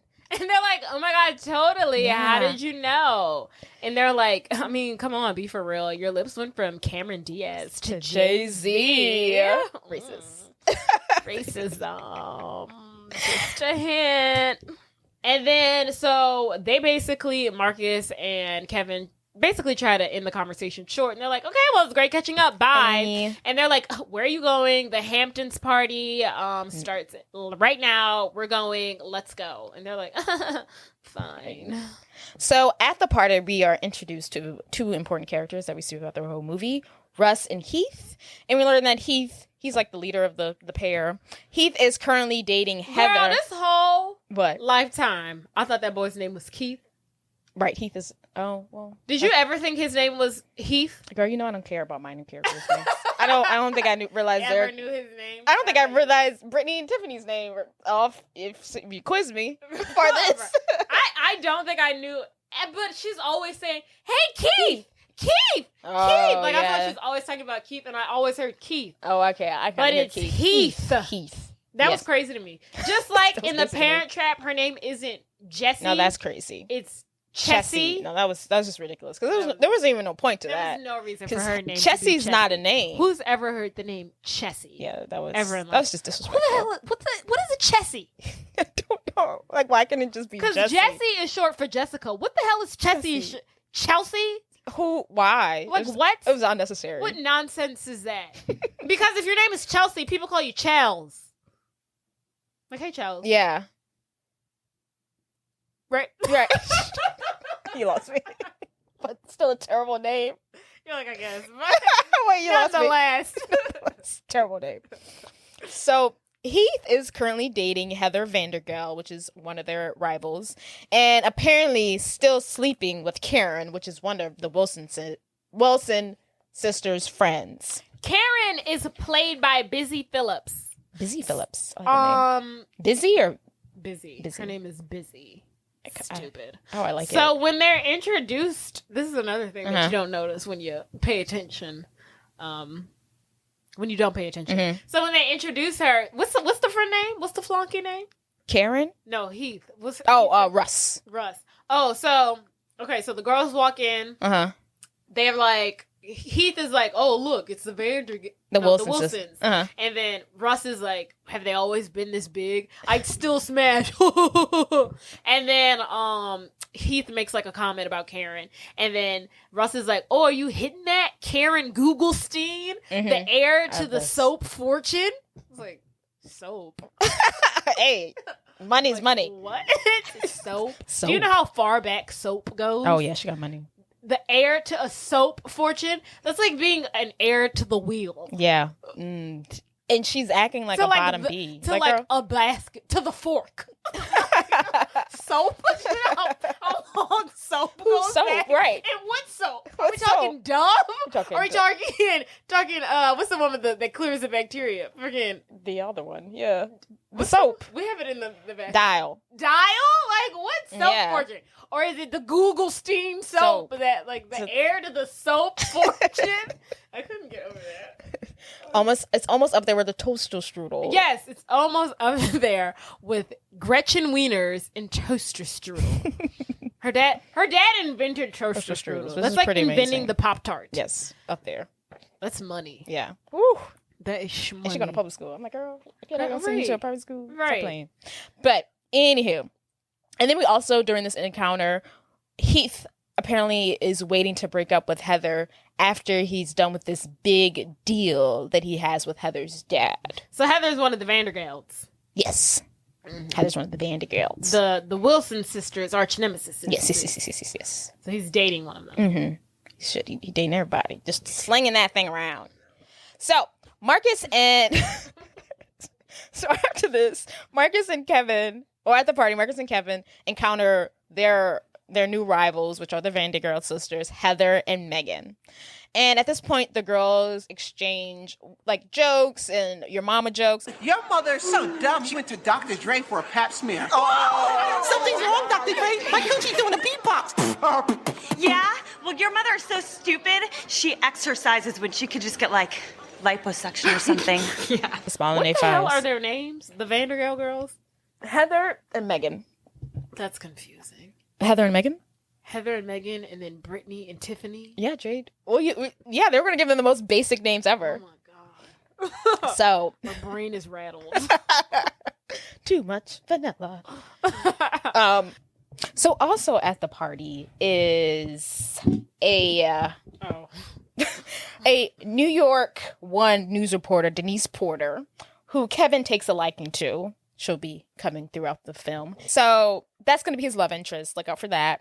And also at the party is pro basketball player. Why does he play basketball and not football? It is crazy to me because I never knew that he played basketball. Me either. Movie. Nothing about him as a human being says like basketball player. Why would they not rewrite that? Everything about him says NFL player. There's no way that someone with that stature would play basketball. He's not tall enough.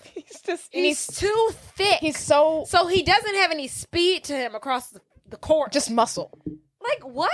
Basketball? In what world? It's like they didn't feel like rewriting him to be a literally player. it's as simple as literally changing two lines. Yes. Like it is so simple to have just like rewritten him as an NFL player. It was ridiculous. It's astonishing. So it's crazy. Pro basketball player Latrell Spencer walks in and he sees Marcus, played by former NFL player Terry Crews. He walks in and sees Marcus dressed as Tiffany and is instantly attracted to her.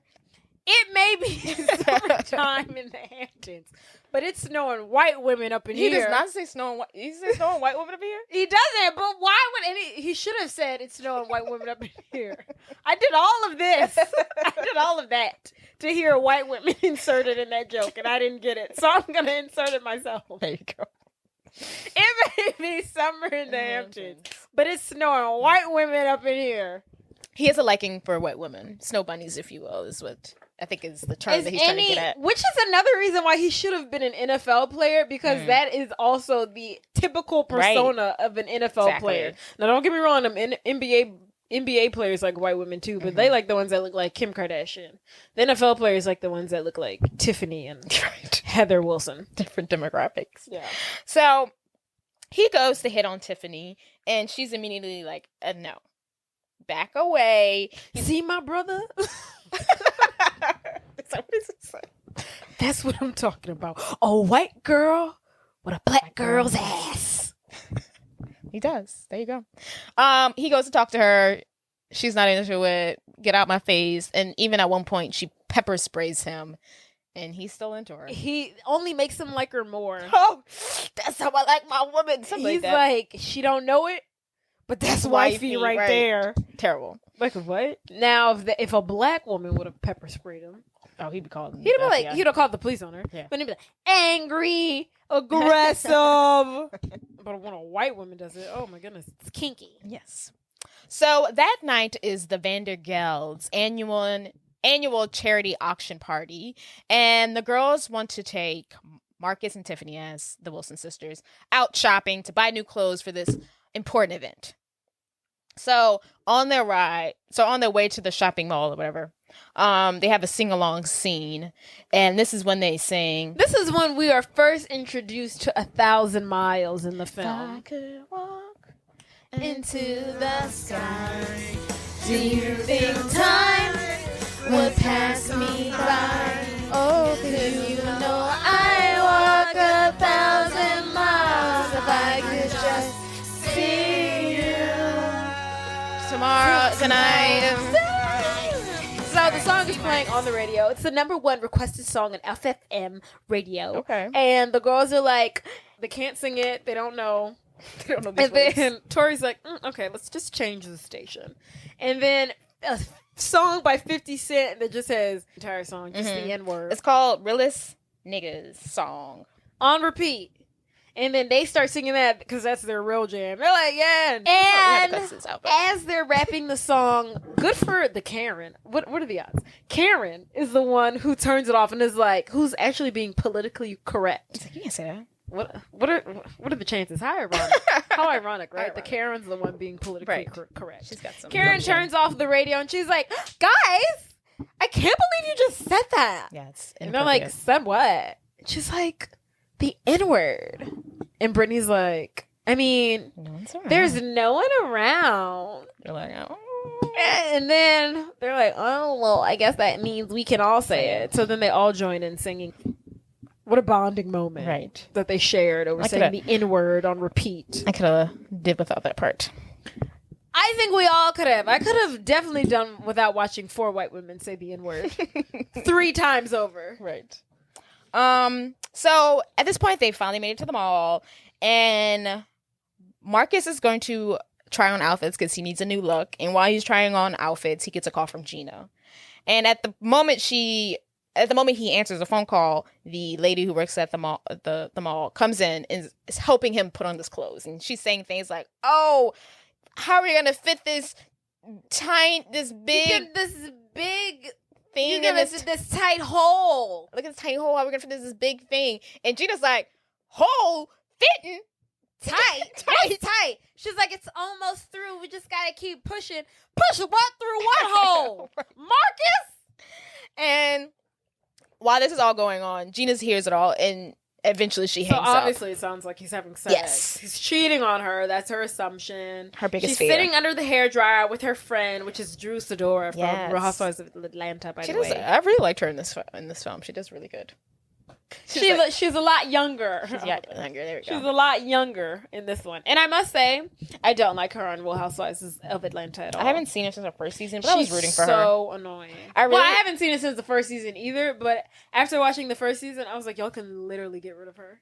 She was so annoying. I like how she divorced her husband. Well, he was trash. He was. That's one good thing that he went to Tampa and then for a weekend and didn't text or tell. Oh my God, I forgot. He would have been.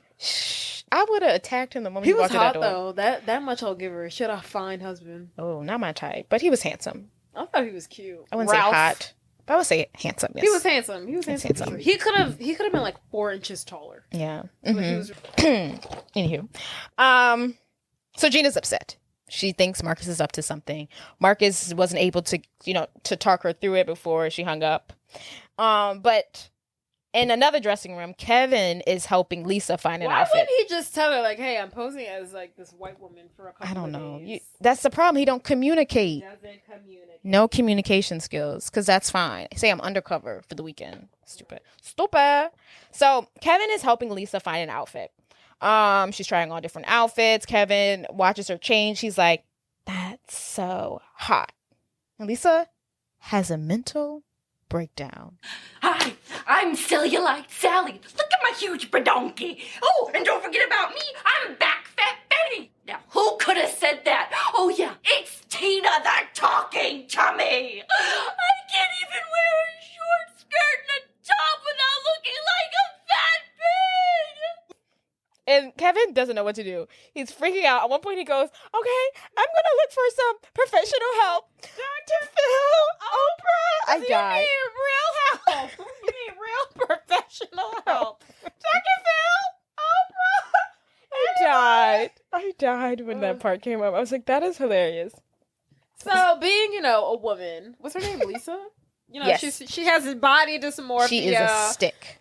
She's just like, ugh. She's hating her body, and he's not used to that, so he's freaking out because she's freaking out, and it's just a sight. It's a scene. Yes, he's like, this is too much. So that scene ends, and then they're done shopping. Everyone, Marcus found something that he ripped up, but that's besides the point. As they're leaving the store, Kevin's walking out first, and some man walks by, steals his purse. And inside his purse is his police badge and his gun, which is very important. So he chases after the guy to stop him. And baby, he is going full throttle. He's full force. He's going D1 athlete speed. In his Kindle heels. And he actually doesn't have heels on. I actually read when I was and doing my notes. He couldn't run with heels on. Oh, yeah. I don't know why they didn't give him tennis shoes, but I guess he doesn't have any shoes on while he's running. Oh, okay. And he was saying in the article, he was like, it was freezing cold. I had to run in freezing cold with no shoes on. It was just a miserable experience. You know what's so funny? Like, they're doing that stuff, but like there's actual like action stars that do like really hard stuff. I don't know, but this very well could have just been like a stunt double moment. Yeah, I don't know. It's just funny. They're like, I had to run with no shoes on, but I get it. But they're like, I mean, I would be pissed too if I had to run, but it's like winter. I know. Like it's like cold ground, and we're black, so right. We're like, this is not. We hate the cold. It's not what we're doing. This isn't for me. Jizz. Yeah.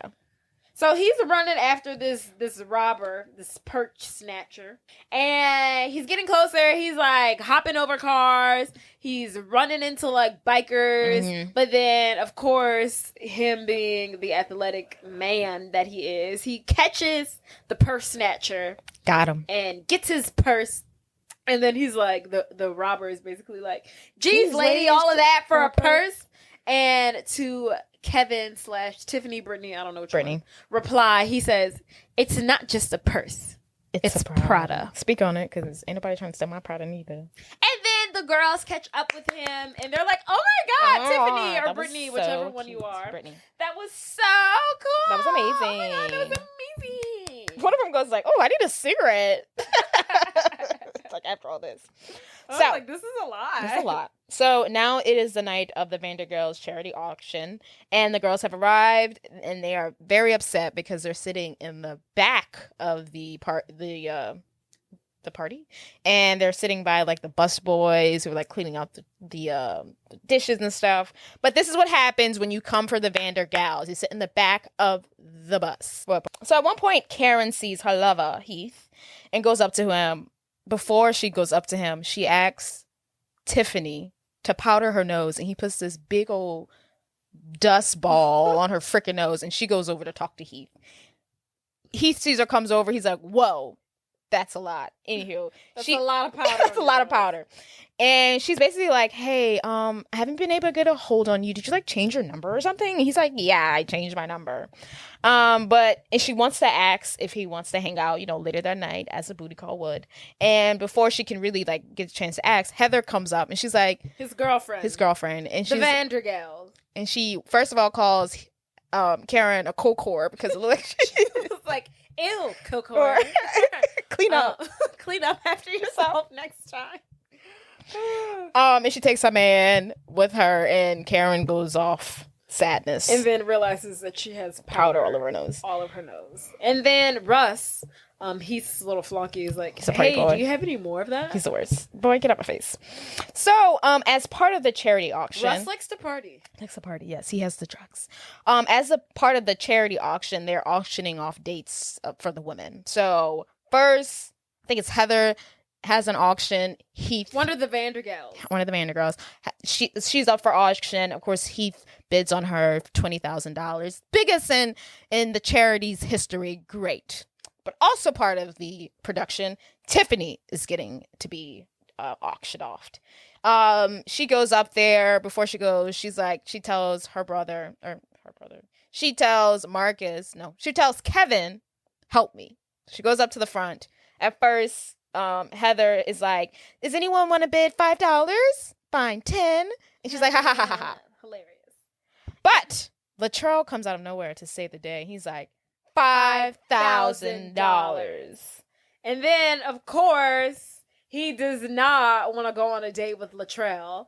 So Marcus enlists in Kevin's help and is like, please, fix it. So Kevin's going around as, who does he play? Tiffany? I'll get it. Brittany. Okay. Kevin is Brittany.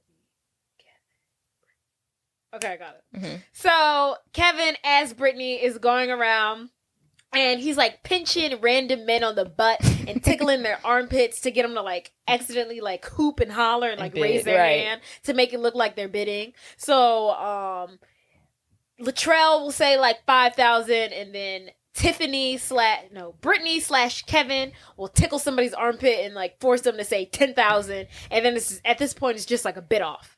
And then at one point Latrell gets fed up and he just bids $5,000 flat out. No, 50.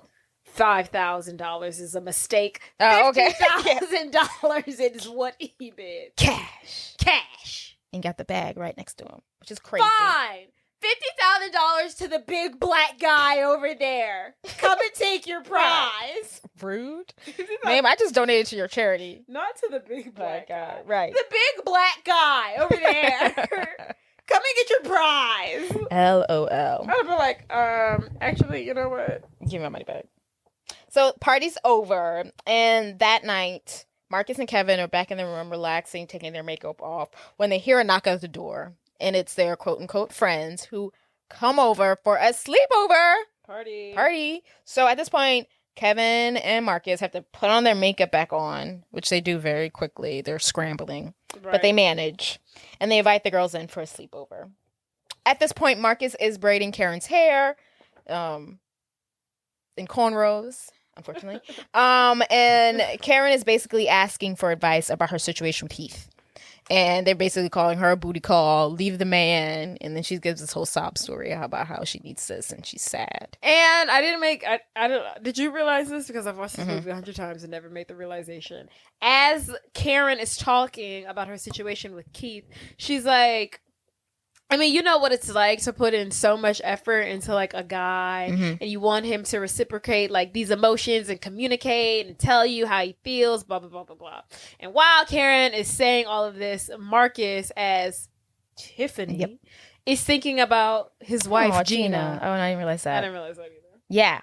And he's thinking about how he's been neglecting Gina because she's putting all this time and this effort and wants to be seen by her husband. And he's been neglecting her. Mm-hmm. Come on now. And then he finishes her braids, and then Karen says that she thinks that he, or she, Tiffany, might have been black in a past life. Yeah. Very intuitive. Fishism and nizzle. So the next day is beach day at the world's ugliest beach. It is. Oh my God. This is the same beach they shot. She's the man on that freaking Canada beach. Yeah, it's like this ain't no West Coast sand. This ain't Destin. This is that East Coast shit. Exactly. It's like the sand is brown because it's wet. It's gloomy. It's cloudy, and I know it's cold. Like he's talking about wintertime. Oh, I know it was cold at that beach. It's evident. This ain't no. What are the oceans? Mm-hmm. The different oceans. Atlantic, this ain't Pacific. This ain't the Pacific. This is the Atlantic. This ain't the Pacific Ocean. This is the Atlantic Ocean for sure. There we go. This is Pacific stuff. Okay. No, this is Atlantic Ocean stuff. Oh, okay. Yes. The oceans. So at the beach, it's ugly. The girls are finding a spot. Russ and Heath also They're like, we have to find the perfect spot. There is no perfect spot on this hideous beach. Yeah, just get in and get out. So also at the beach is Latrell, who's looking for his girl, Tiffany, and I'm sure other white women. At this point, Kevin somehow snuck away and sneaks into Latrell's hut that Latrell used to change into. And Kevin puts on Latrell's clothes to go flirt with Denise Porta. Before he heads that way, he pays two boys, I think like $5 to come up to him in front of Denise and come up to Denise so that she thinks that he is Latrell, a professional, rich athlete, so that she will be attracted to him. Because he has money and status and prestige and all these things that, women like. Mm-hmm. He asks her on a date. She, of course, says yes. Why would you want to date a girl that clearly doesn't like you for who you are? I just wanted to point out. So when he walks up to, like, the bar that she's sitting at, and he goes up to the bartender, he's like, hey, give me my usual. Put it on my tab. The bartender is like... Put it on my tab. The bartender is literally like, what the fuck are you talking about? The bartender is so like, confused. put it on my tab. Oh, it was so funny. I was like, what? That could have blown his cover right there. Literally. But of course she says yes. But back in the city, wherever city they're in, we're guessing New York. Gina is out with her friend, played by Drew Sidora. And she pays for the lunch, and apparently her card gets declined. And she learns that Marcus bought a $4,000 dress in the Hamptons. Oh.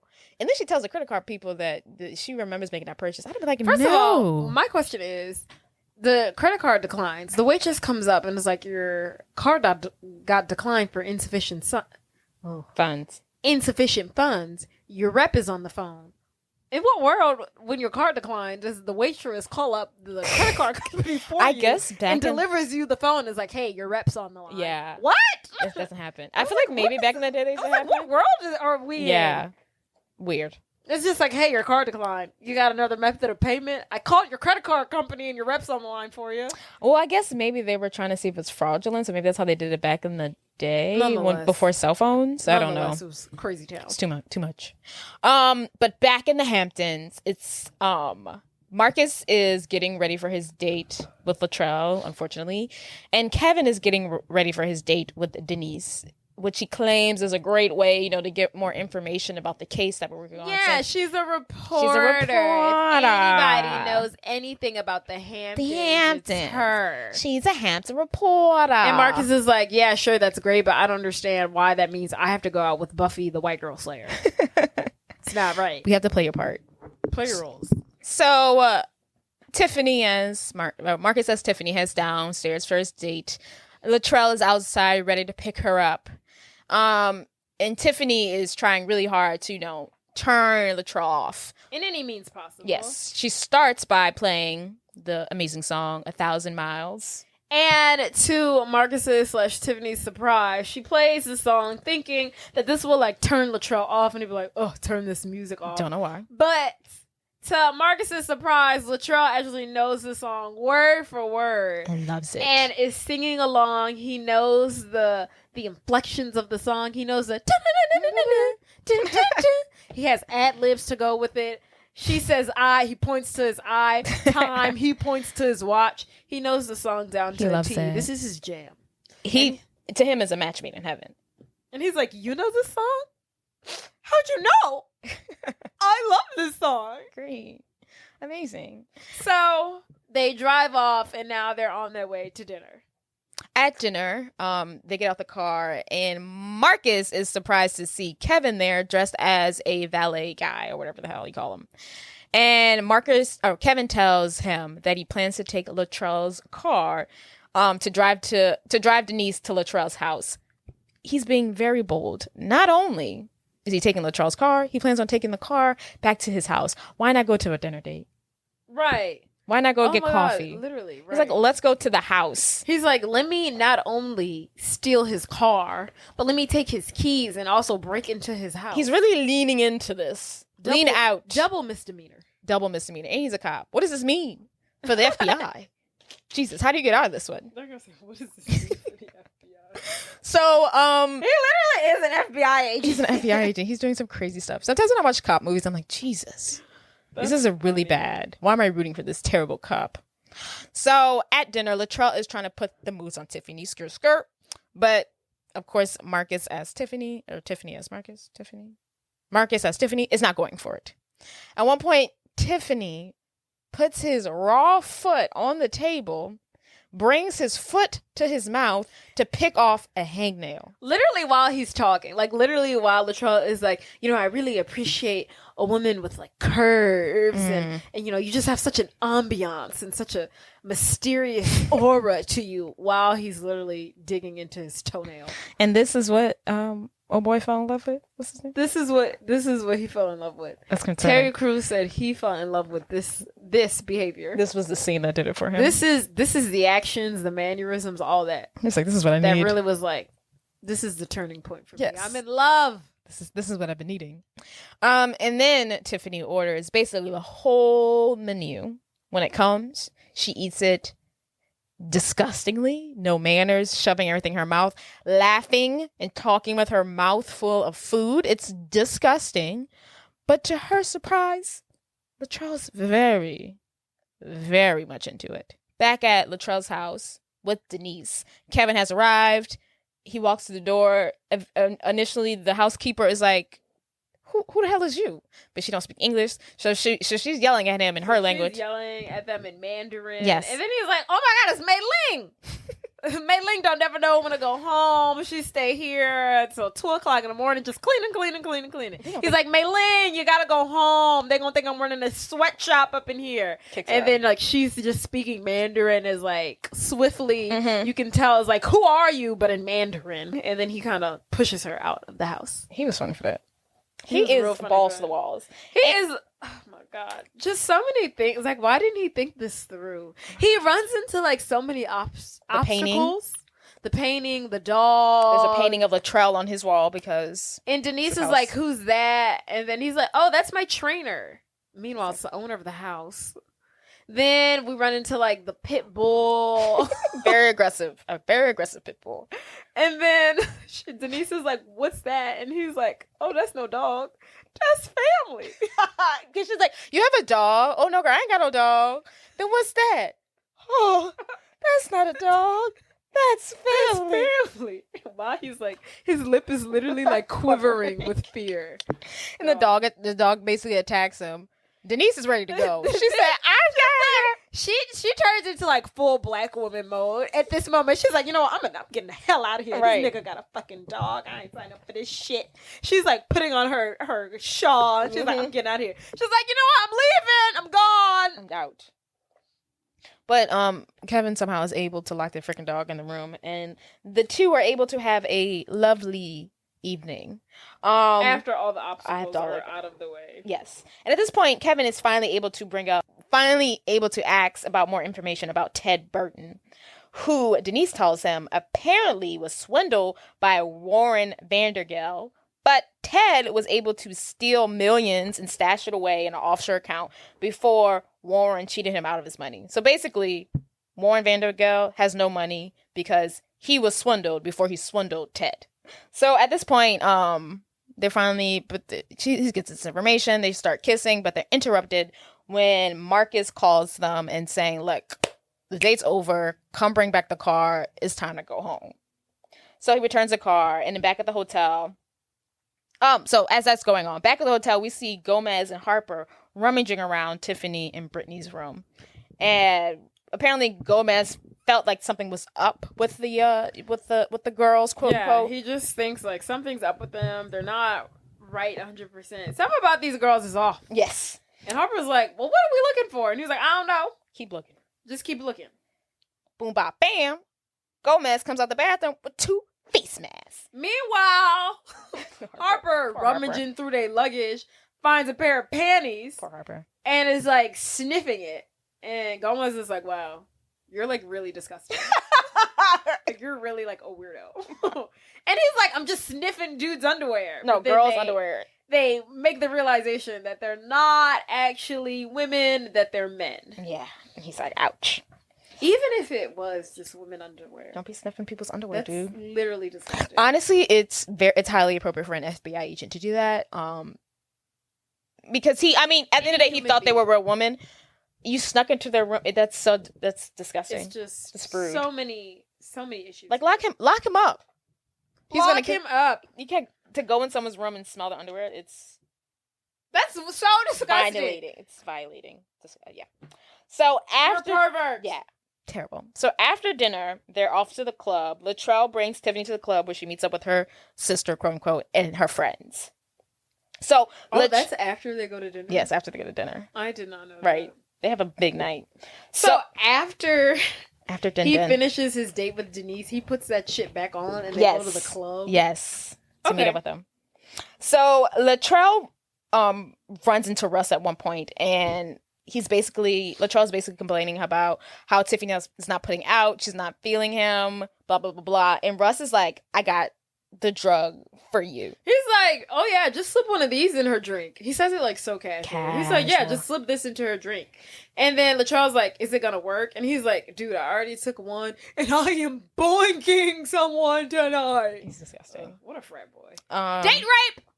Date rape. It's so messed It's just crazy how easily they just did it. I was like, it's just crazy how they talked about it so casually. I'm sure that's how they do it in the real world. He's like, he said it like, he was like, bro, you've never done this before? Yeah. Like, you don't have these on hand? Just sneak some Rufalin in her drink, and then that's problem solved. Oh, jeez, it's terrible. So crazy times. He orders 2 cocktails at the bar. He slips some drugs into one of them. He goes back to the table and gives Tiffany the drink with the drugs in it. But Tiffany, being an FBI agent in reality, is always on alert, and she notices that there is particles and like fizz coming out of her drink, drugs. And she's automatically on notice that he has roofied my drink. Yeah, he's on. So Tiffany swaps out the drinks. Yes, Tiff. Marcus. Yes, and at this point, she takes a little bit of her drink, and her girls head to the dance floor. This is my song. Oh my god. Yes. Let's go party. So on the dance floor, Kevin updates Marcus about finding out that Ted Burton was able to steal $100 million from Mr. Vandergeld. And has been living large ever since he got out of jail. Motive for Vandergeld. So now they realize, okay, well, there goes motive. Motive is out the window for Ted Burton. And now we have all the motive in the world for Vandergeld. No money. Because he broke. Broke as a joke. So Karen is dancing sexy with Lisa on the dance floor to try to get Heath's attention because that's all she cares about. And at this point, the Vandergeld sisters are like, not this hoe. Do those skanks think they're hot? Let's show them what hot is. And the two of them, they get on the bar. They make their way to the dance floor. But first they get on the bar and they start dancing. And they are getting everyone's attention. They're like, okay, this is working out. And then let's be real. They're the hot ones of the movie. Out of all honestly, I really love their outfits in this scene. I think it's so cute. Oh my goodness, absolutely. The red and the blue. The blue outfit. Yeah, it's so cute. Chef's kiss. Yes. I want to say which one's which. Do you know? Heather is the one dating Heath, and what's the other girl's name? Megan. Yes, Megan is stunning. Yes, she's the girl from the game. She is. That bob. She's been working that bob for years. Yes, and it's always looked great on her. Long. She's a twin. No, that's weird. Mm-hmm. Did not know. Do you know her twin? Is her twin an actor too? Probably. I did not know she was a twin. Yeah, she's a twin. Interesting. Twins are weird. Aren't they? But yeah, she's a twin. Unless you're a twin. All right. I love you, twins. But yes, dance off. At this point, after they dance on, a little shimmy on the bar, they're like, it's time for the real deal. So Vandergels and her girls and Karen and her girls, they head to the dance floor for a little dance off. We busting moves, dropping it low, we hitting the flow, we doing back and forth thing. And in the end, the Vandergirls come out winning. Until I was like, we have a great dance number. Yes. And then just when the Vandergels think that they've won, they beat Karen, they beat Tori, they've beat Lisa, emerges Tiffany and Brittany, and they're like, I know you skanks don't think this is over. Yes. And then they're like, let's kick it old school. Then we hear, I was about to say Ice Ice Baby, but it's not Ice Ice Baby. Was it? Rhyme. Right. It's some kind of...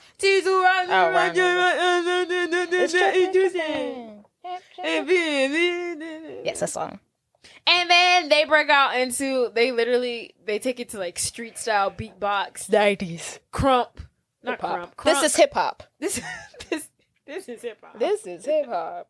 Dance. That's what they're giving us. This is hip hop. Circling on there. But like real hip hop. They're doing the worm. They're doing like they're spinning on their heads. They're doing they did a freaking walk-in tuck off each other's hands. They're doing like acro moves. They're doing it all. They bring out the whole 9 yards. And they eat these bitches up to the ground, and the Vandergirls have lost this battle. And the Wilson sisters have won. Woo! You know what really annoys me? Karen's is like, oh my God, we won. Karen, sweetheart. Hey, that's my crew. You actually lost. You actually did not win. You actually calm down. Calm down. The Vandergirls won the first round, and then the Wilsons came back and won the battle. But you, sweetheart, you didn't win anything. Yeah. You weren't involved in this win. I mean, she started it off. But yeah. And then she's like, after they won, she's like, Heath! Shut up. Why you thought he was gonna come to you, Like, girl? what? You didn't even win the battle. You didn't even win this. So why did you think this was gonna win his attention? Because you technically lost. The Wilson sisters won, but you lost. Yeah. Give it up. Leave Heath alone, girl. He's not even that cute. When Heath doesn't come running, she's like, I need a drink. Oh. So she's drunk, heartbroken, and she heads to the bathroom to, vomit. Throw up. So Tiffany, Brittany, Kevin, and Marcus follow her in there, and they are elated to hear Karen, spill some tea. So we learn that Warren Vandergeld is actually penniless, nothing, nada, broke, and he has been taking loans from Karen's father to even keep their house, to stay afloat. Her father had to ask my father for money just so they could keep their house. Huh. So this confirms to, because they're all in the bathroom, the whole crew. So this confirms to Marcus and Kevin that Vandergeld is in fact broke and has no money. And has to be behind all these kidnappings. Honestly, I guess she's so nice, because if I found out your dad was poor, that's all I'm saying. Shut your broke ass up with your broke daddy. With your broke daddy. With your broke dad. With your broke self. That's all I'm saying. So, crazy night. It's the end. The next morning, little tidbit, Latrell having he had a great time. He was on the dance floor with his glow sticks, turning up. He was drugged by himself, basically. He wakes up in the bed with Russ. What a unsuspected turn of events. What did y'all take that you didn't know y'all were? What was going on, guys? I wonder what they, in the grand scheme of things, I wonder what they actually did. Probably just fell asleep, I'm hoping. I would hope so. Because there's no way you're that messed up. Yeah. There's no way. Yeah, that you were both into this, but okay. But they wake up next to each other. They scream in horror. That's what y'all get for trying to date rape. That's karma. That's what happens. Instant karma. You want to do clownery? The clown comes back to bite. Speak on it. Thank you. See, when you do clownery, the clown comes back to bite. There you go. So, at another hotel, the real Wilson sisters there you go. are reading the local newspaper. And they see an article about themselves busting it up and killing it on the dance floor at the Hamptons nightclub. And the real Brittany shows it to the real Tiffany, and they're like, Tiffany, oh my God, look, we're on the cover of the newspaper. We're on page 6. And the Wilson sisters, the article reads, the Wilson sisters kill it at Hamptons nightclub. And they're like all excited. They're like, oh my God, we're so cool, we're so popular. And they're like, but Brittany, we were in the Hamptons. Oh my God, we've been cloned. Is the realization they make. Not clone, y'all. Cloned. Do y'all know something we don't know? Cloned. So, they're concerned. So, back in the Hampton, Gina and her friend, Drew Sidora, have arrived to, try to out Marcus for the cheating liar that he is. They arrive, they see him, in the window, and they're like, bet, that's where he at. They arrive at the hotel. At the hotel. They see him in the window. They're like, oh, there he at, right there. So they head up to his room. They knock on the door. Gina goes, Marcus! Gina goes in, and she's looking for the girl. Before Marcus let him in, Kevin cleaned up a little bit, is hiding, they don't want to get caught. Why can't you just tell the truth? I don't know. The truth will set you free, Gina's looking for the girl, but she can't find her. At this point, she's looking for the so-called mistress. She apologizes. She doesn't find her. She apologizes. I'm sorry, I'm going crazy. You haven't answered my phone calls, address. But boom, bop, bam. Kevin tries to sneak out the front door. Gina's friend's out there. Gina, she right here. Gina girl. So they're busted. Gina's like, I knew you was cheating. I'm done with you. And then before they leave, Marcus is like, Gina, you don't understand. Baby, it's a man. Oh, you're sick. And Gina's like, you're sick. Why would you just work it out? Sir, you need to say this is this is my brother. Which is, like literally all you had to say was like, Gina, it's Kevin. Yeah, I'm Kevin, undercover. take off the mask. Come back. It was that simple. Yeah, it was that simple, but men.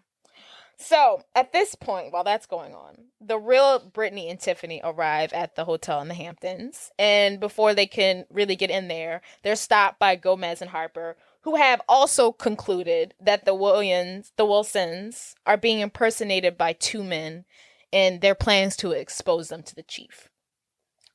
So Gomez and Harper think they run into the fake Wilson sisters, but they're really running into the real Wilson sisters.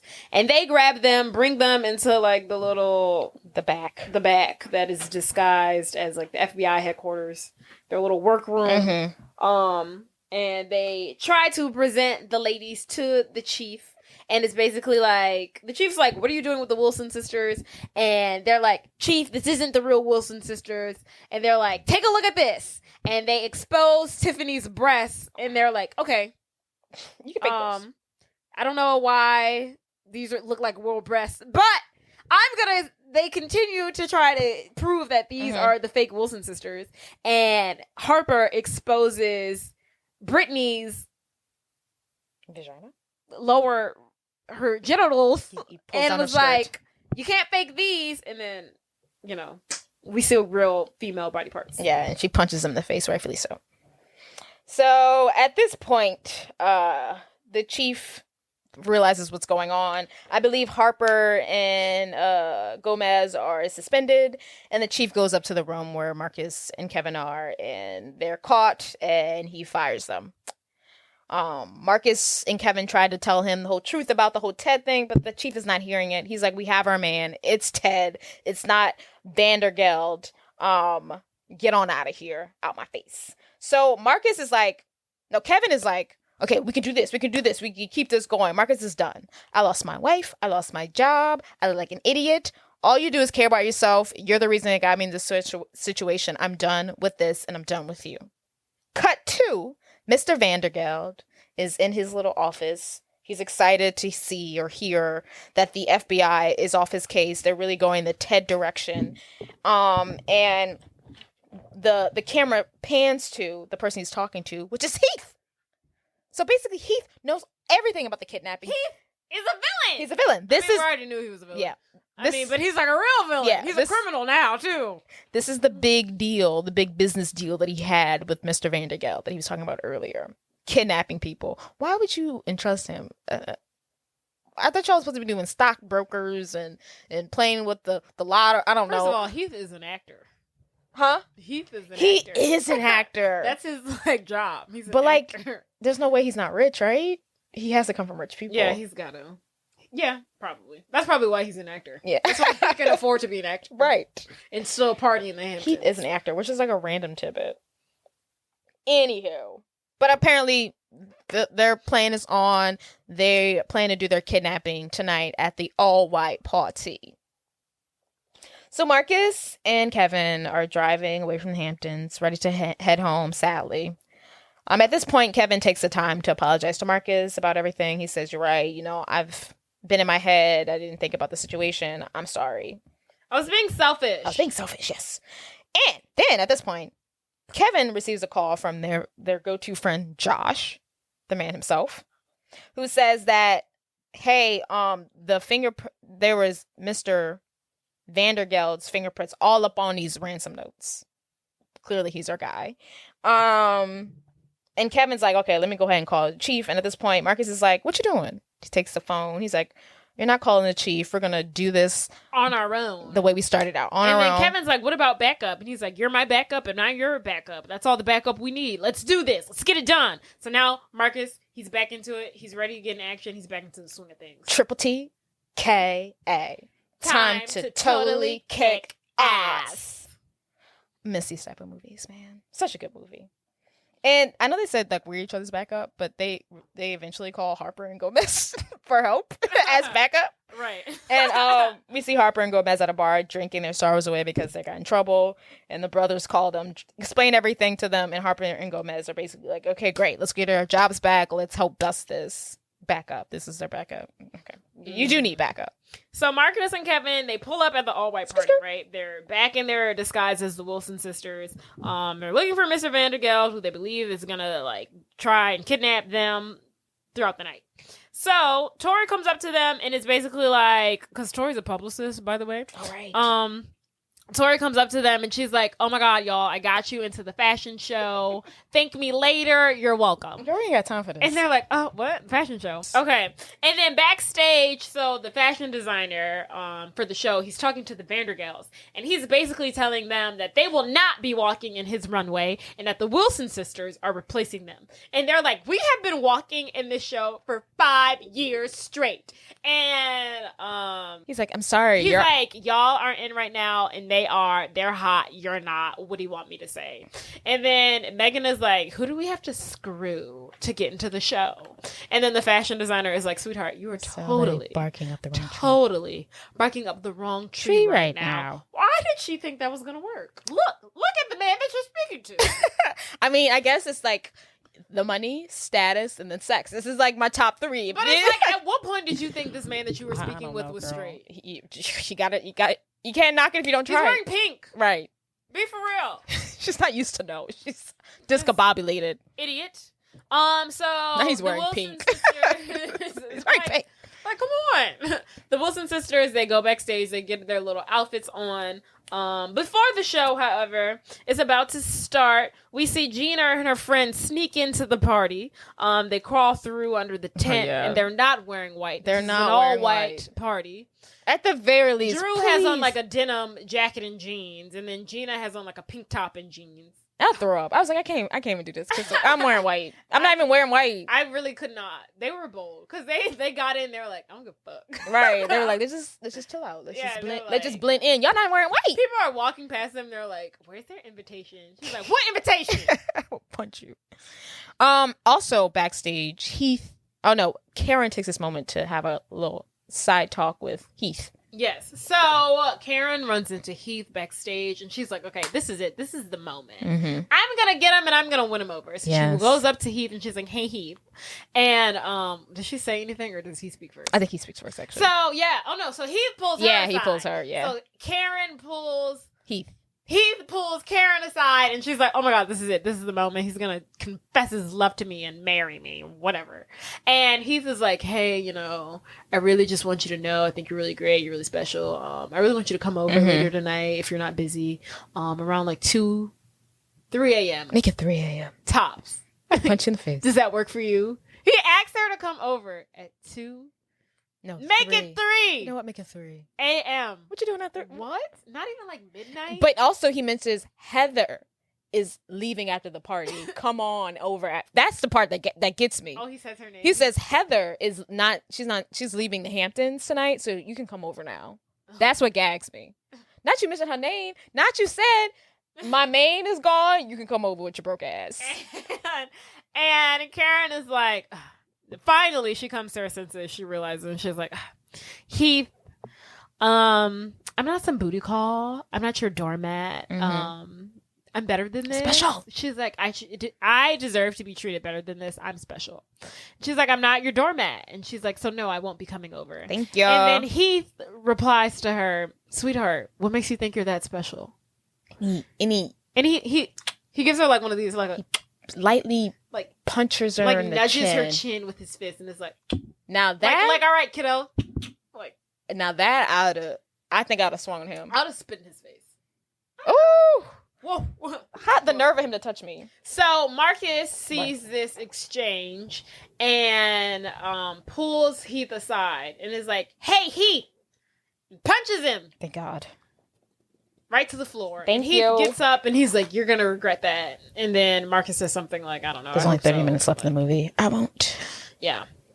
And Marcus and Karen have a heart-to-heart. She's like, Are you gay? Are you gay? But he's also proud of her.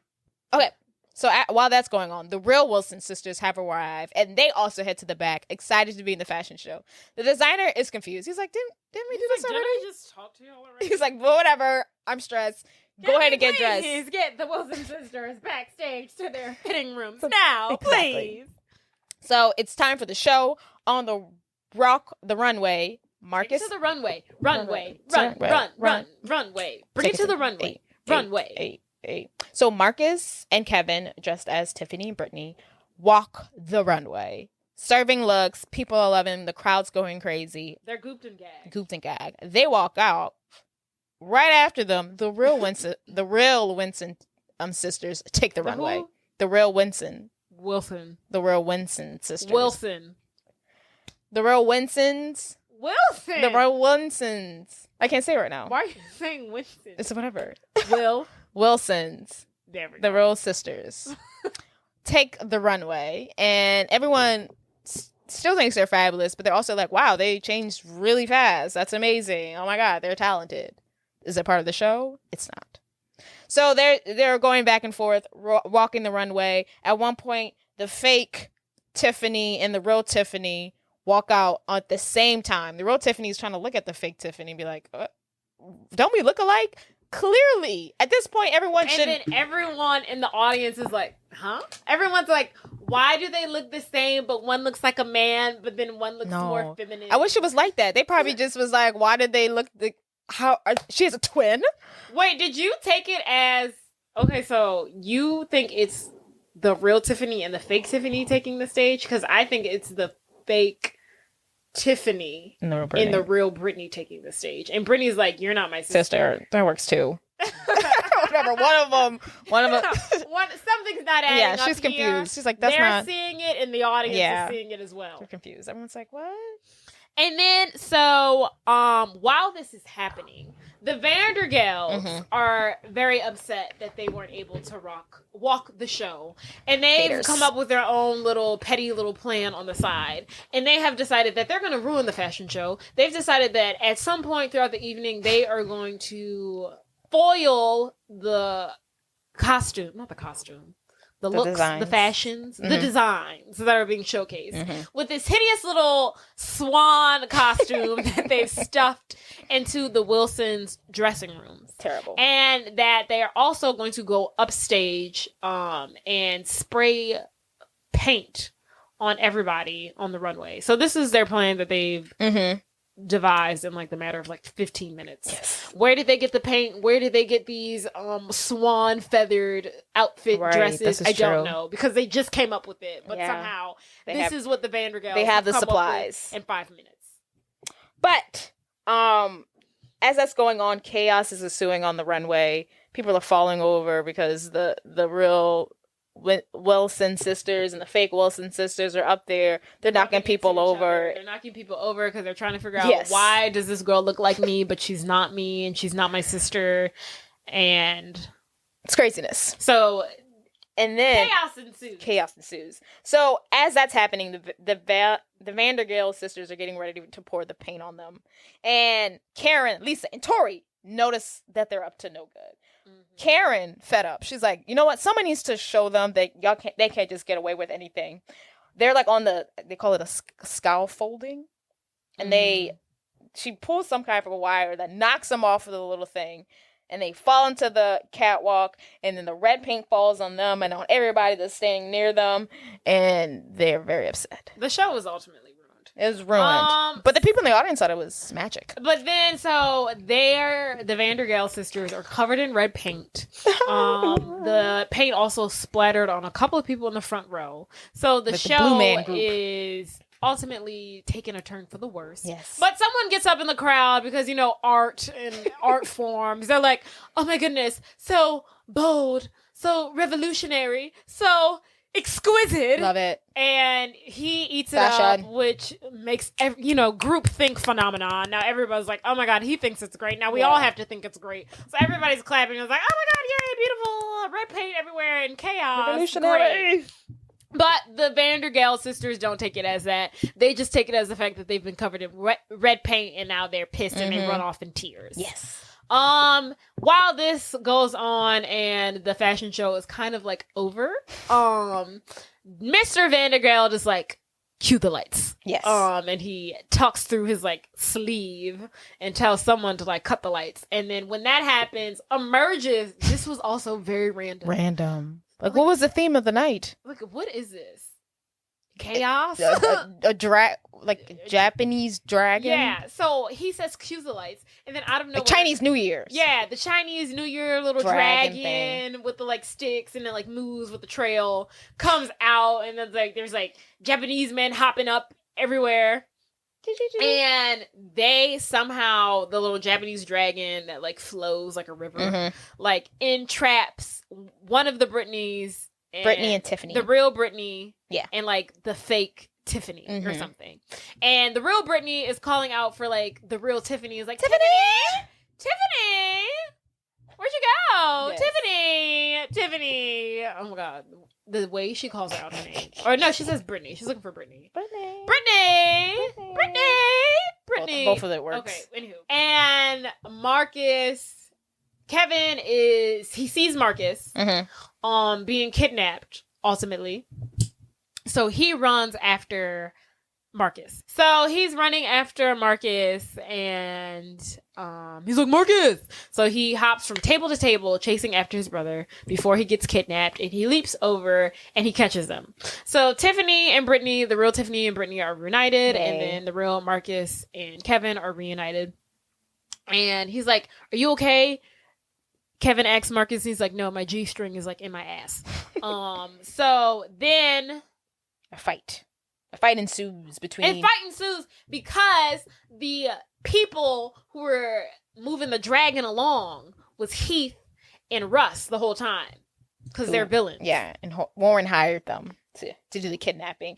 And Heath and Russ, they got guns. They whip out guns. They try to shoot each other, and luckily the Copeland brothers are able to keep them down. And at this point, Gomez and Harper pop out of somewhere and apprehend Russ and Heath. Yes.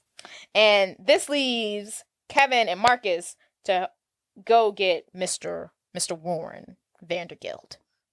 So Warren Vandergilt is trying to get away with the real sister, because as Marcus and Kevin were fighting with Heath and Russ, he took his opportunity to take the real Wilson sisters at gunpoint and tries to sneak them out through the back. But Kevin's able to stop them.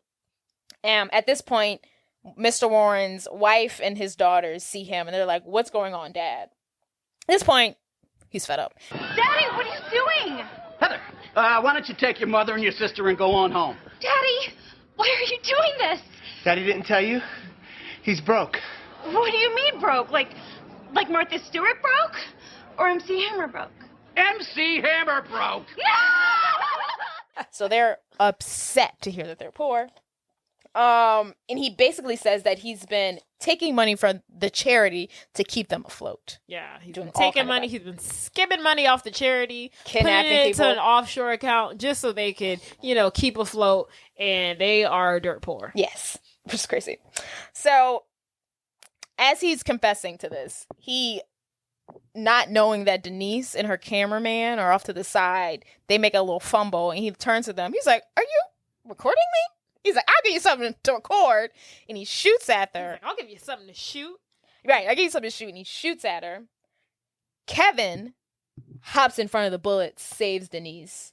Saves his girl. And at this point, Marcus pops out of nowhere, and he's like, "I can't let you go, Mr. Warren." And Mr. Warren's like, "I'm going to shoot you." He's about to shoot Marcus when Latrell pops up and hops in front of the bullet, thinking it's Tiffany, because he loves Tiffany.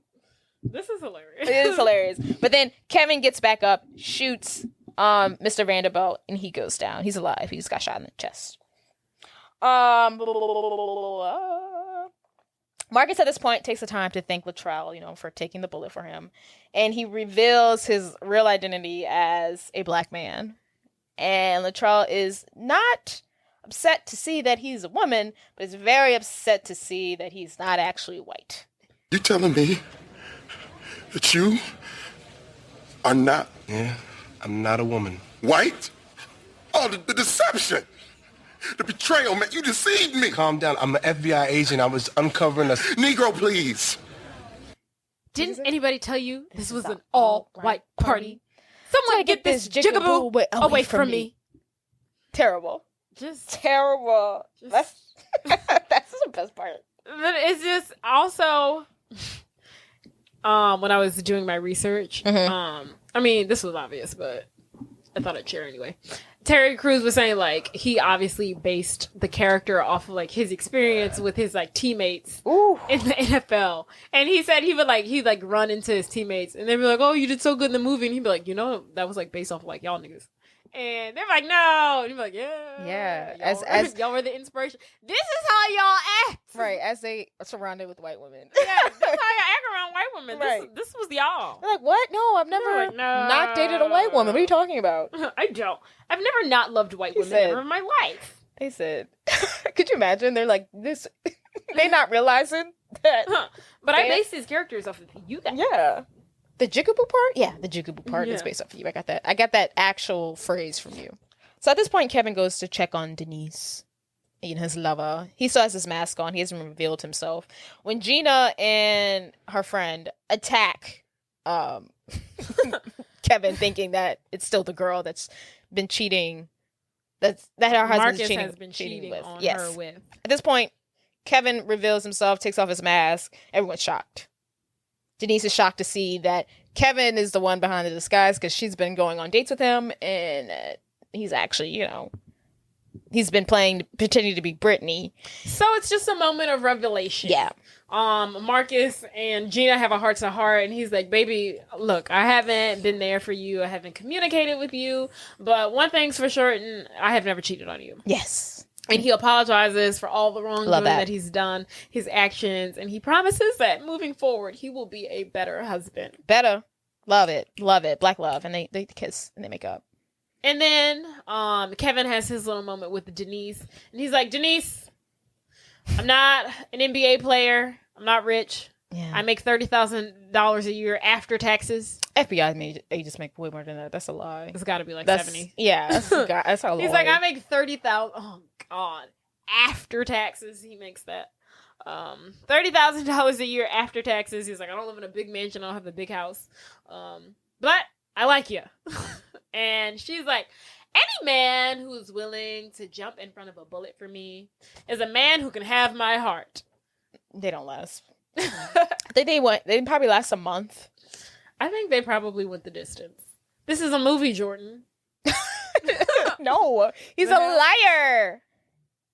So no, they didn't last. But they go on a date. I mean, they go on a date, but I'm saying they last a month. They go on the date. They go on the date. How you? First of all, we don't know what happens. I just told you. I just told you what happened. Okay, I'm telling you that they get married. Oh. They at least make it to year 2. I don't know. Kevin is, I don't even know he's the marrying type right now in his life. I don't know. I think he is. I think he's ready to settle down. I don't know. I feel like every time they're going to get an argument, he's going to be like, you wish I was rich. There's always going to be something. Lied to me. Yeah. It's always going to be like, we're always going to bring up this scenario. Why wouldn't you? I guess. Fair. So at some point, the chief arrives and he's upset, but still impressed. He's like, you guys caused $20,000 in damages. You ruined this event. We're going to have to pay this off. Right. But at least you caught the right guy. Yes. Thank God. Right. And the chief reinstates Marcus. Badges. And they're back in the good graces of the FBI. Yeah, and they're all going back to work. All the FBI agents. Yeah, Harper, Gomez. Everybody gets their job back. Yes. And at one point, we see Latrell walking arm in arm with the real Wilson sisters. And all you hear is, a wheelchair? Because earlier he said, once you go black, you end up in a wheelchair. And they seem very excited for that. But they love that. They love that idea. So everyone gets a happy So ending. Kevin and Marcus, they run into Tori and Lisa and Karen. And they're like, basically the girls are like, so y'all were pretending to be Tiffany and Heather. Brittany. This whole time. And they were like, yes, we were. And they're like, wow, we liked you guys so much more than them. So much more. And then they kind of like agreed to still hang out and go shopping. And then ultimately, that's how the film ends. I hope they're still friends. Oh, I hope they stay BFFs. I hope they go to like brunch, like, every now and again. Now, I could let Kevin and Denise not work out, But that friendship between Karen, Tori, yes, and Lisa, and Kevin and Marcus, that better stay titty tight. Yeah, forever. They have to go to like each other's wedding. Absolutely. All right, guys. This was a long one, but I hope you enjoyed it. I liked this movie. It was fun. It was a party for sure. It was a party. Stay tuned for the next one. Make sure to like, comment, subscribe, rate, review, and all the other fun things. Yes, Lord. Yes. All right, guys. Love you, mean it. Bye. Bye.